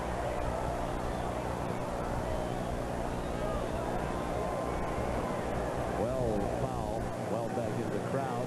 Nearly 24,000. Burrell really lifts his front leg, separates the bat, and really gets under the ball. He hits some of the highest balls I've seen here at the College World Series. J.D. Drew, another one. Brad Wilkerson from Florida, big, strong young men who really separate and lift that ball. Great power.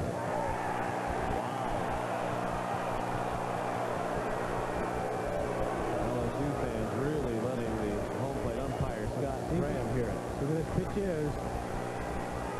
It's over the plate. He probably called it high, but this is all over the plate and a good curveball. Wow. I mean, that pitch is right there. And I think what might have thrown Graham off was the fact that it missed the target actually by quite a margin. The catcher, Lanier, had to move to love it, but that was right over the heart of the plate. You know, sometimes a pitch can actually fool everybody, and I think that's what happened. You don't like to give Burrell a second chance if you're Coogan. That fastball high. Full count with 2 outs and the bases empty in the 8th. 7-5 Miami. An umpire doesn't like to see a pitcher start to run off the field. Not that he'll hold it against him, but they like him to stay on the mound while they call it. Oh, that's the line. Foul. Look out. There's the ground crew lounging down there. And they had their siesta interrupted. I like this confrontation between Coogan and Burrell. One's going to throw it hard, the other's going to swing hard. And it's a fly ball to right. Justin bowls the catch. Coogan comes to relief. 2 1/3, scoreless inning. Bottom of the 8th upcoming. Still Miami 7 and LSU 5.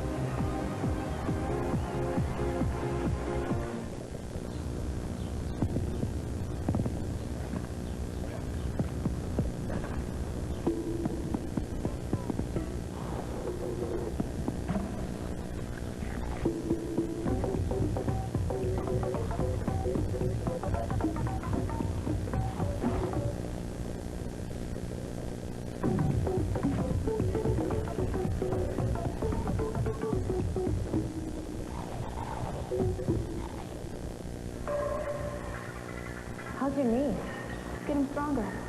You had surgery, right? How's the pain? It's okay. The doctor gave me Tylenol, extra strength. Tylenol? After knee surgery? Kind of surprising. For post-surgical pain, Tylenol is recommended the most by doctors. Good workout. Great. Pizza? Pizza. Tylenol, the pain reliever hospitals use most. You know, everybody's allowed to be themselves. Me, example, I'm very feminine. I just have to dig a little bit deeper when I feel like... Why did this happen? I mean, I look at where I'm at now. There's a purpose. I mean, because I'm really blessed, but it's like... USA basketball women's national team has many sides. No matter what I have to do whenever I step out on the court in order to win. As a sponsor, Sears is proud to stand by all of them. Back here at the college College World Series at Rosenblatt Stadium in Omaha. Back and forth game. Miami led 2-0. Then it was 3-2 LSU. Miami scored 5 unanswered runs to take a 7-3 lead. LSU scored 2 unearned runs in the bottom of the 7th. It's 7-5 as the LSU Tigers bat against reliever Robbie Morrison. In the bottom of the 8th, Justin Bowles leads off. Bottom third of the order for LSU. Bowles doubled in his last at bat with 2 outs in the 6th inning and was stranded at second. Tim Lanier on deck, then Warren Morris. Morrison's first pitch, a ball outside. You can see the velocity from Morrison from behind the plate. A little movement on the ball. He lifts it up in the low 90s. Usually flying in the left center of base hit. Bowles has 2 hits today, and Lanier comes to the plate representing the tying run for LSU.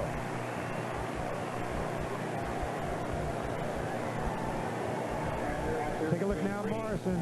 Good line fastball inside. Bowles just spikes it off with that aluminum bat. Just slices it to left center and starts a rally for the Tigers of LSU.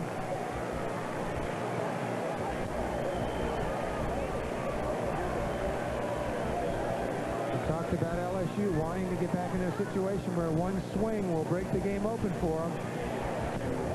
One swing to tie now as Lanier stands in. The captain has walked, singled, and bounced out. He scored after walking to open the 3rd. He stole a base after singling to left in the 4th. A couple of big home runs in the opening game for Lanier. On the dirt. 2-0.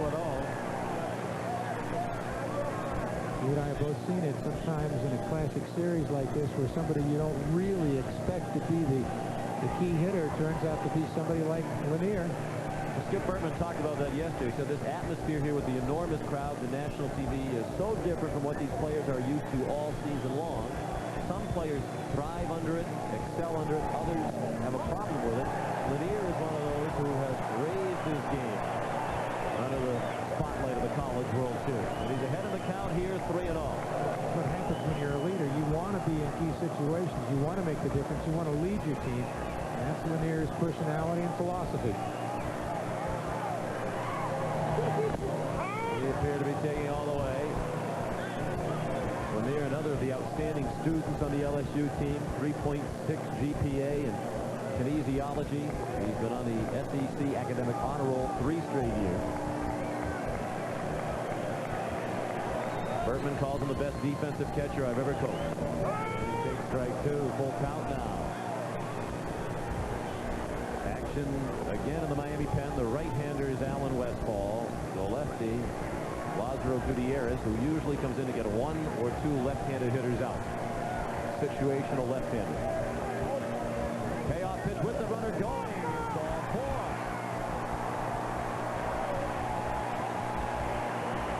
And now the tying run is at first with nobody out. Skip Bertman has the go-ahead run coming to the plate in Warren Morris. LSU being aggressive on the base pass. They are the home team, even if they are down by 2 runs.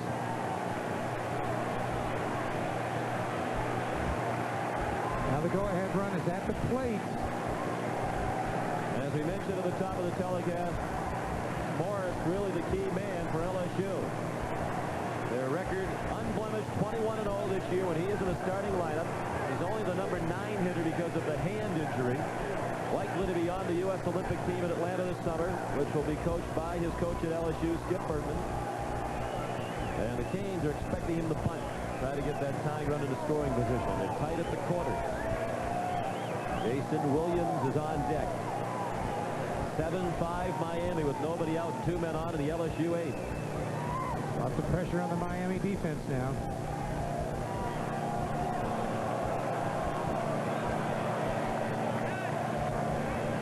It's going to be an interesting decision by Skip Bertman. Here's one of your best hitters, even though he might not have the power. I probably would let him swing away, but let's see what he does. They play for the big inning, don't bunt very often. But they turn to bunt here at the ball up and away. Pro second. And Cora fielded it. Collided with the second McKinney, no harm done. Bourbon's working on the percentages now, and I think simply because Morris doesn't have the strength in the hand. If he had more pop, I think he'd let him swing away. Simply because of the bigger hole on the right side. The wind blows out to right field. Morris is 2 for 3 today. Turns the bunt again. Bunts it rather sharply back toward the mound. Thrown it.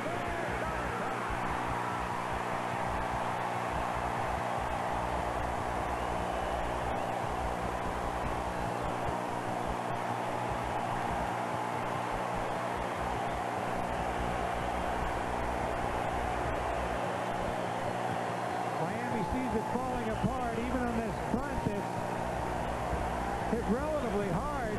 Back to Morrison. To Hopper. Oh, he's got 3 Hopper. He's got to pivot around and just throw. And the key is a great jump to third base.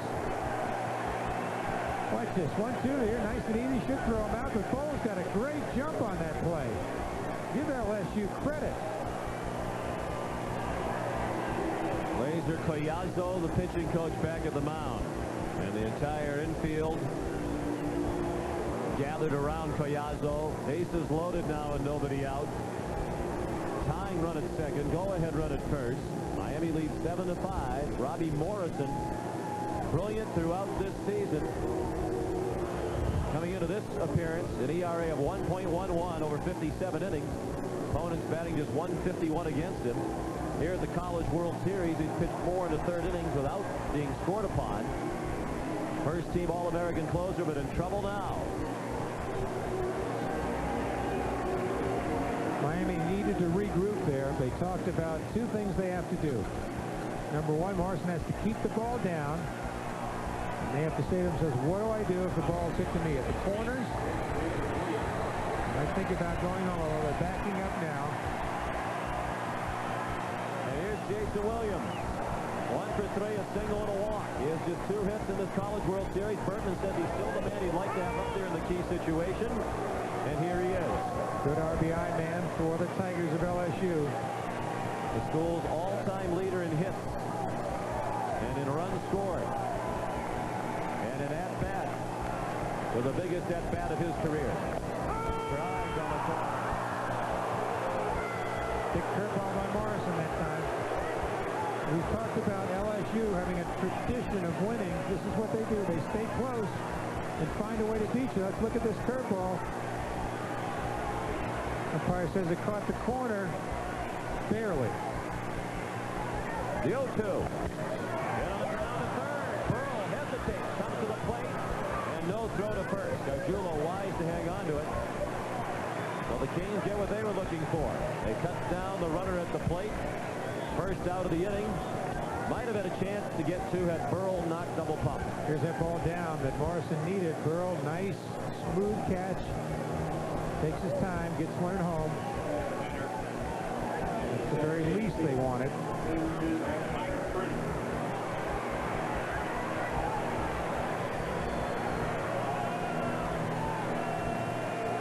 Now Mike Kerner. The tying run still at second.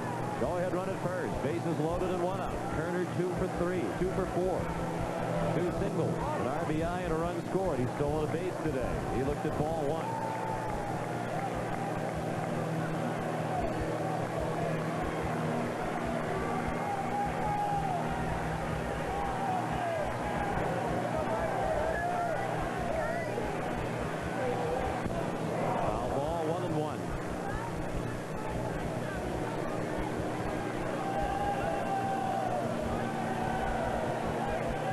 Caps in evidence on some in the LSU dugout.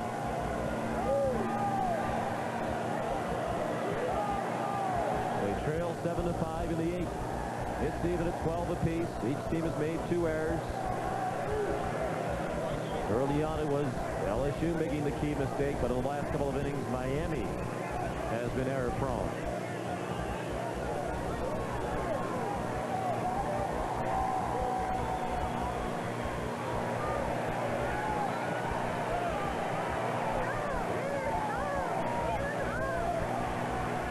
The 1-1 pitch. In the air, the left. Runners are tagging. Here comes Lanier to the plate. The Sells throw is up the first baseline. It's a one-run game, 7-6. LSU now back to within 1 run. Good job of hitting that time. You had to get the ball in the air to get that run in. Good job by Kerner.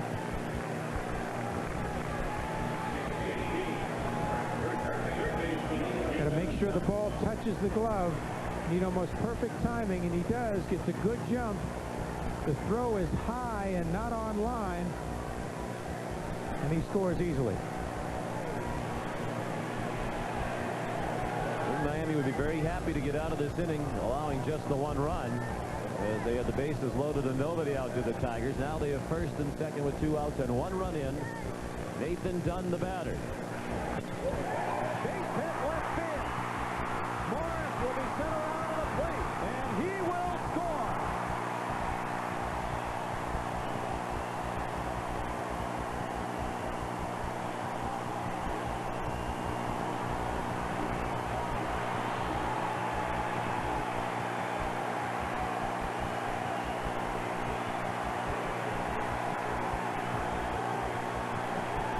We talked about LSU's great tradition in the clutch.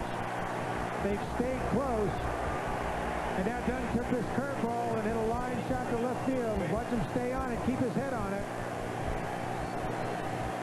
With a good jump from the runner at second base. It's not clearly caught in left field. And here comes the tying run. Scores easily. 7-7 the score. Tigers bidding to take the lead. First and second and 2 outs. Dunn, one of those big hitters in the lineup, would really struggle coming into this game. Was 3 for 14, but he's had 2 big hits today. He's driven in 3 runs. Furness has also broken out with 2 hits today and 1 RBI. Talked about one swing making a difference, and now another bad pitch. And the runners move up. Now the go-ahead run is at third. And another runner at second in a 7-7 game in the 8th inning. Gargiulo blocked it, but it squirted past him toward the first base dugout. And Morrison is having a tough time of it for one of the very few times this season.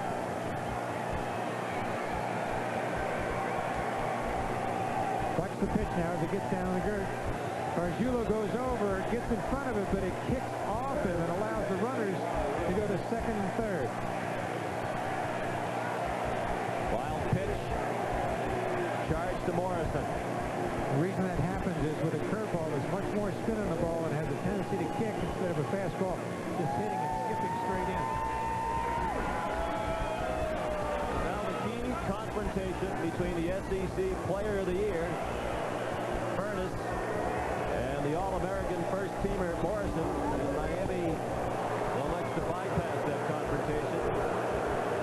They'll load the bases and get to the right-handed hitting Chad Cooley on deck.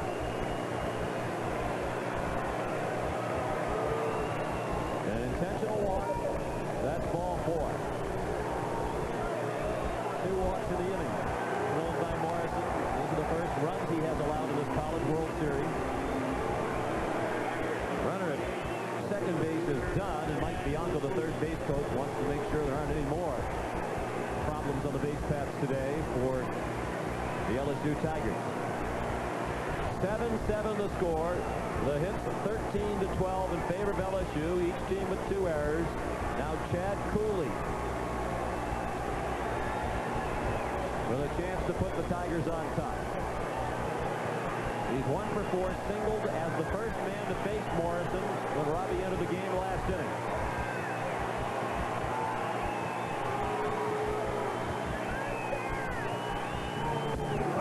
Breaking ball for a strike. It was Cooley who couldn't quite make the catch in left field. Back in the 5th inning on the ball hit by Cora. The play that broke the 3-3 tie gave Miami the 5-3 lead. They've held the lead since then until this inning. Fastball outside, 1-1. Gargiulo trying to frame that pitch. Morrison will try to pitch Cooley away. With an open stance, he's trying to hit the outside half of that plate. Cooley, a senior, playing in his last game for LSU, pops it up in shallow center. Makes the catch, and that ends the inning. 2 runs for LSU in the 8th, and we go to the 9th. The Hurricanes and Tigers tied at 7.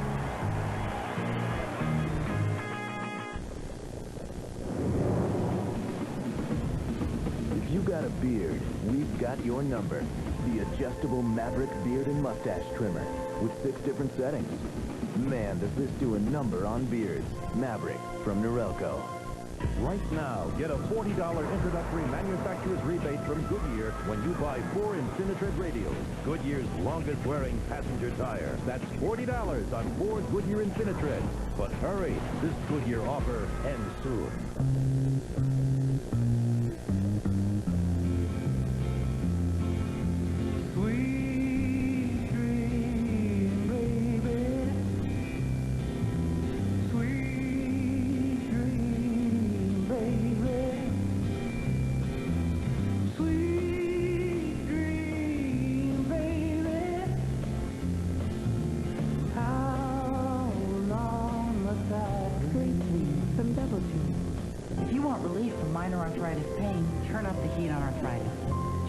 After applying Ultra Strength Bengay, you can actually see the heat. That's because Ultra Strength Bengay is the strongest, most advanced Bengay ever, and the only one with powerful heating relief with 3 pain relievers, and they'll last for hours. Try Ultra Strength Bengay and turn up the heat on arthritis. Now Bengay comes in an easy open flip-top tube, commended by the Arthritis Foundation. Coming up next here on CBS Sports, 3rd round coverage of the Buick Classic from Rye, New York. Ernie Els still in the lead. Midway through the 3rd round, he has a 3-stroke advantage over Steve Elkington. Tim Herron and Mike Reed, 4 shots back. The Buick Classic coming up next here on CBS. Miami and LSU playing one of the most exciting championship games in the 50-year history of the College World Series. It hasn't always been a thing of beauty, but there's been excitement throughout. 7 in the 9th. Patrick Coogan has been terrific in relief. His first pitch of the 9th, foul tipped by Eddie Rivero into the middle of the catcher Lanier. Rivero has driven in a run today and has scored a run. He has a hit. 1 for 2 with a single, a walk, and a sacrifice fly.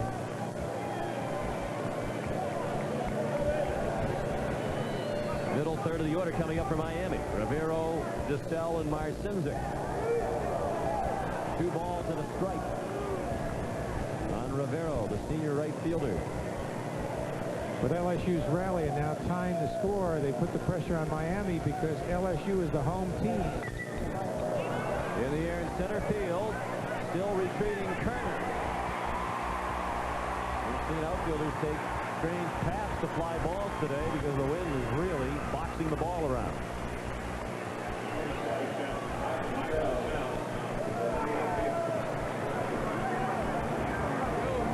Coogan's been terrific in relief.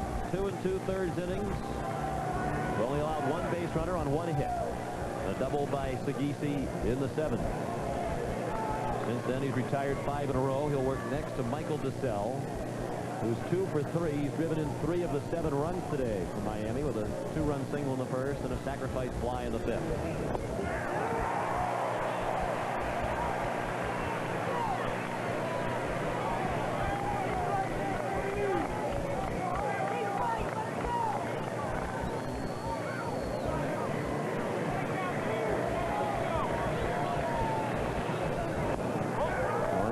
On DeSalle, and now a ball. Michael drafted earlier this week by the Tampa Bay Devil Rays, one of the first draft choices in the history of that organization. Michael was taken in the 17th round by Tampa Bay. Coogan's got to be careful. DeSalle's hit the ball well today. He hit the ball out of the ballpark. Kevin Shipp, who was the starter today for LSU, went 5 2/3 innings.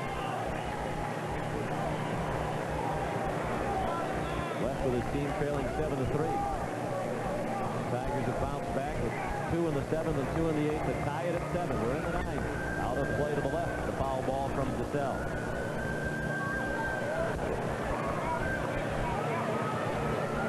And J.D. Arteaga, the Miami starter, still in the dugout directly behind Giselle and pacing.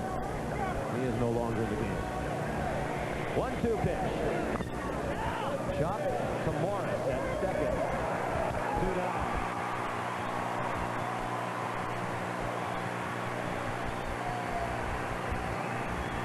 No action in the bullpen for Miami, so in all likelihood it'll be Morrison to come back out for the ninth.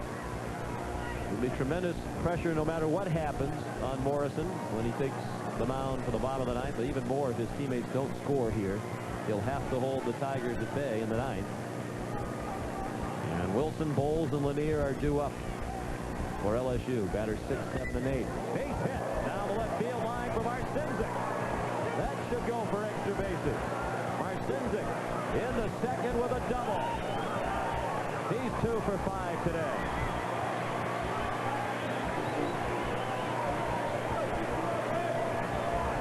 Marcinzik, who started slow today, has really started to swing the bat well. And now he takes his curveball, a low curveball, and hooks it just inside the bag for a double. Really turned on that ball, got the head of the bat on it. In outfield, you got to make sure this ball doesn't get by you. That's why he plays it in front of him, coolly. Alex Cora, left-handed hitter, due up, and Skip Bertman is on his way to the mound. He does have Eddie Arnold, the left-hander, warming up in the bullpen. Eddie Arnold was a first-team All-American this year. You saw earlier when we showed you the graphic of the Baseball America first-team All-America squad.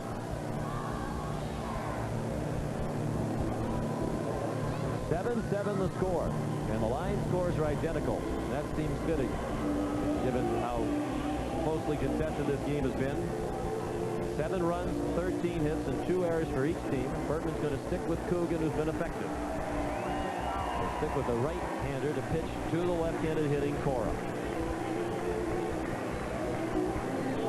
Cora, who's hit the least of this Miami team, 297 going into the game, to me is very dangerous because he swung the bat very smoothly today. Really taking the ball where it's pitched. Hit to all fields. And he's been one of their best hitters lately. Over the last 8 games with a 2 for 4 today, Cora is now 14 for his last 33. Batting average of over 400. Takes a fastball for a strike. Cora today has doubled and tripled.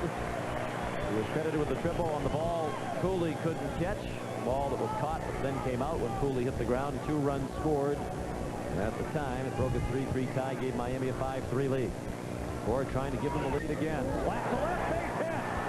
Cooley up with the ball again. Marcinzik to the plate. The throw is offline and Miami has the lead. 8-7 Miami on Cora's 3rd hit of the ball game.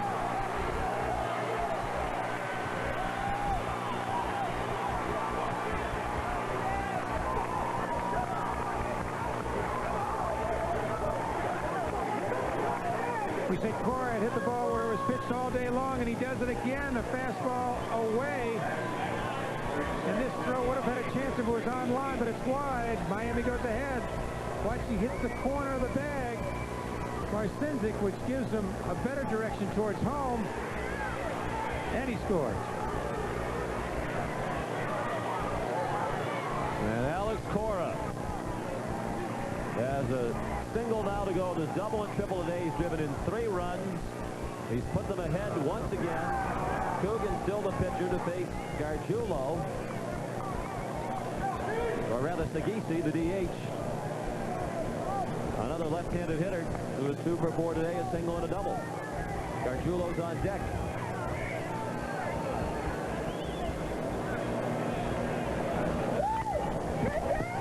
To center field. Caught by Kerner. But Miami gets a run on 2 hits after the first 2 men of the inning had been retired. Bottom of the ninth upcoming. Does LSU have one more comeback left? We'll find out after this.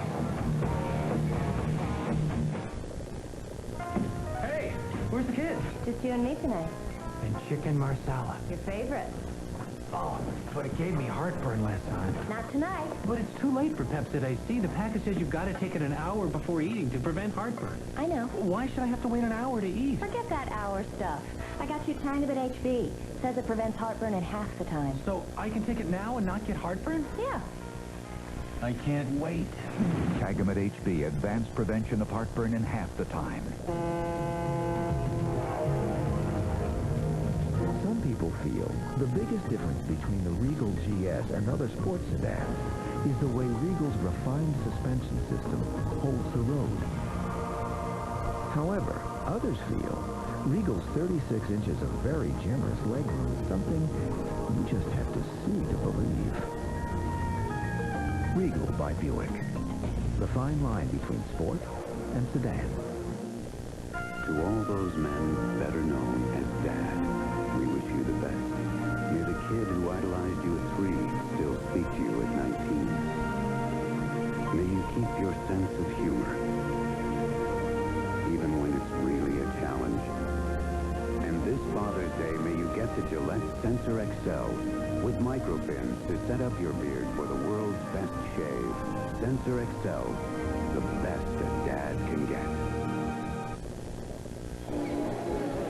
Miami with a run in the top of the ninth has taken an 8-7 lead in this national championship game to the bottom of the ninth, and now Jim Morris looks for defense as he brings Chris Moore into the ball game. An excellent defensive outfielder. He's in right, and Eddie Rivero has shifted from right field over to left. Michael DeStell is out of the ball game. This is a change Miami has made many times during the year with the lead, and the man of the hour is Alex Cora. His third hit of the ball game knocked in the run that made it 8-7. Gave Cora his third RBI in the ball game. Marcinzik with a key hit as well, the double with 2 outs that started that brief uprising, and you have to feel for Patrick Coogan. He pitched very well in relief, 3 1/3 innings, only having allowed 1 run, but that 1 run is the difference in the ball game. And Skip Bertman needs 1 more big inning out of his team. James ready to celebrate, but also they understand what a tenuous lead this is against a team like the Tigers, who have scored 2 runs in each of the last 2 innings. Brad Wilson 0 for 4, struck out 3 times today. He's 1 for 16 in the College World Series, but that will make up for all of those periods of failure. Down the line, and he's going to try for 2. Rivero's throw, not in time, and he did not leave the bag. It's a double.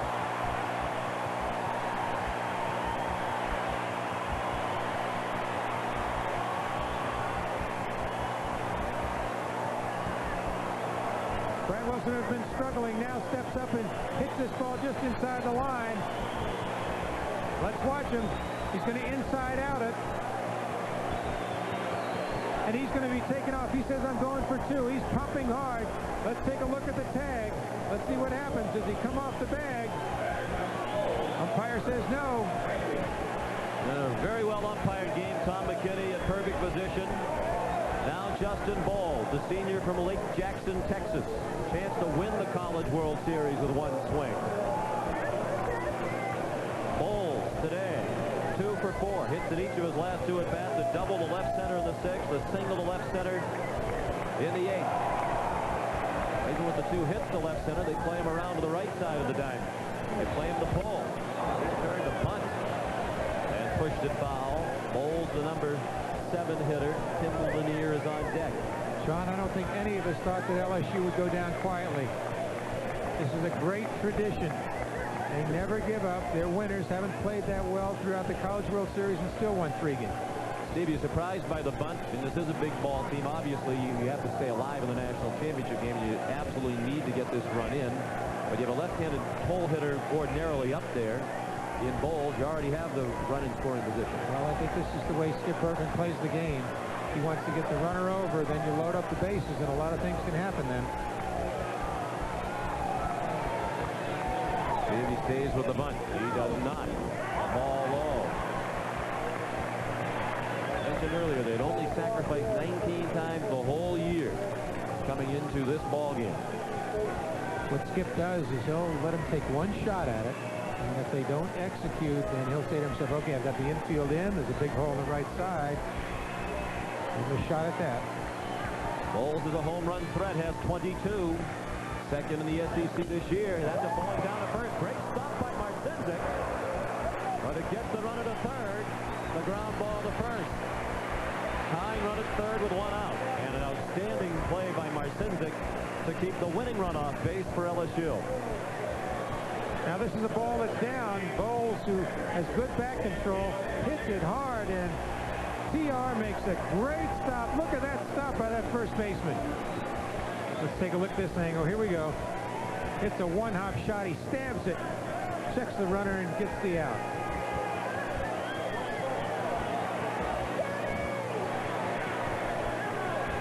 Joey Cora, rather Alex Cora, going through the signs for the defense. They're going to bring the infield in. They're playing to win the championship right here. This is risky. They increase Lanier's percentage of getting a hit, allowing the winning run to reach base. All that runner at third can do is tie with the pitch that gets by Lanier and by the catch at Gargiulo, but not far enough for the runner to come in from third. And it has been deemed a strike. Take a look at this pitch being down out. Bob, it's another curveball that ricochets off him. The runner Wilson obviously was blocked out. Didn't want to take a chance. That's a smart play. How about the infield in? Are you surprised? No. No, I think Miami, being the visiting team, has to cut off this run. LSU has been coming back and back and back. In the dirt. Blocked by Gargiulo. A ball and a strike. Lanier, the team captain, up in another key spot. With the tying run at third and one out in the ninth inning. Lanier today has walked twice and singled, 1 for 2. He has scored twice, including last inning.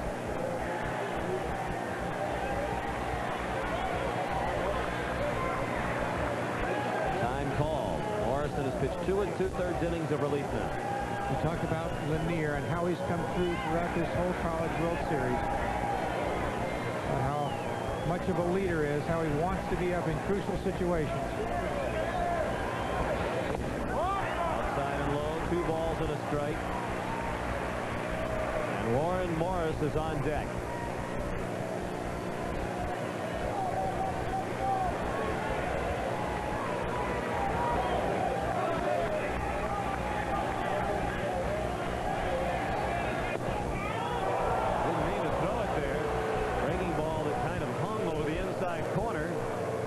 A strike to even the count at 2-2 with 1 out. A runner at third. 8-7 Miami in the bottom of the ninth.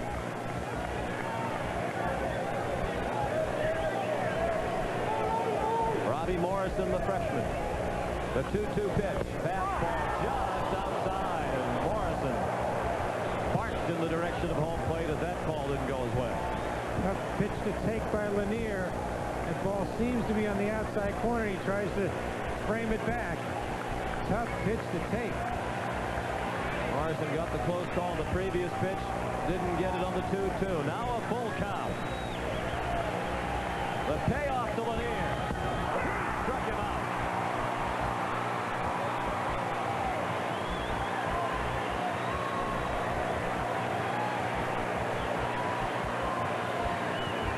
This is going to be a great curveball in a crucial situation. Morrison comes back with the best curve of the day and fans Lanier. Watch Lanier track it. He just can't go down and get it. Here it is again. What a great curveball.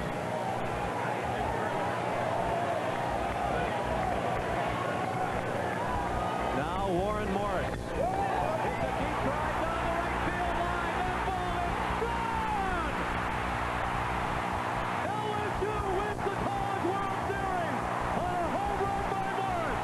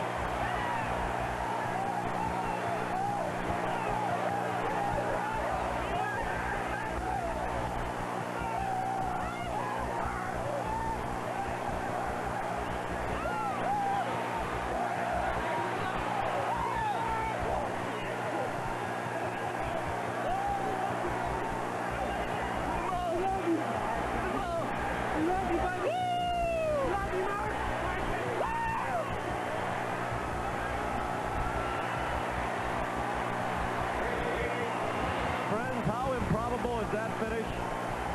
That's the first home run of the season for Warren Morris in 76 at-bats.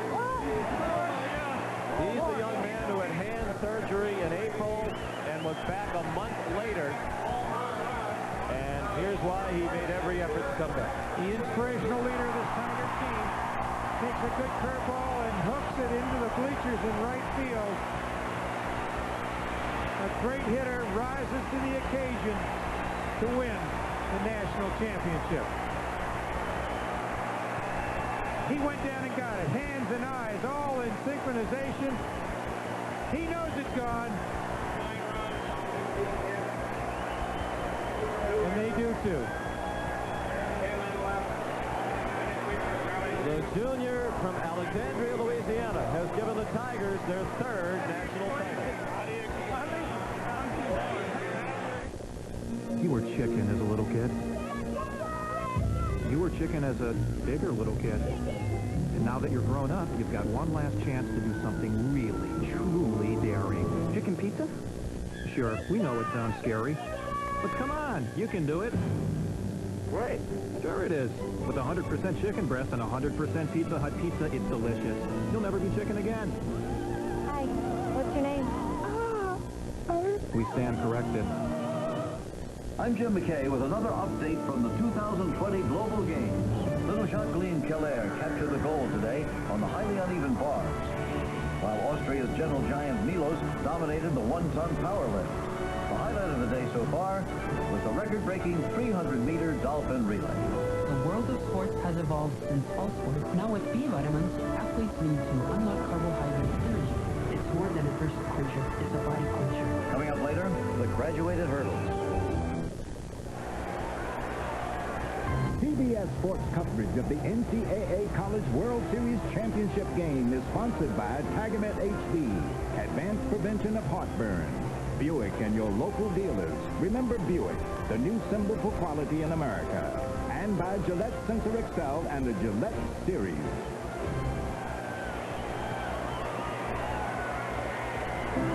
In the most dramatic ending in the 50-year history of the College World Series, LSU has won its third national title, all since 1991, on a home run by Warren Morris. When he had hand surgery on April 24th, they told him he'd be out a minimum of a month.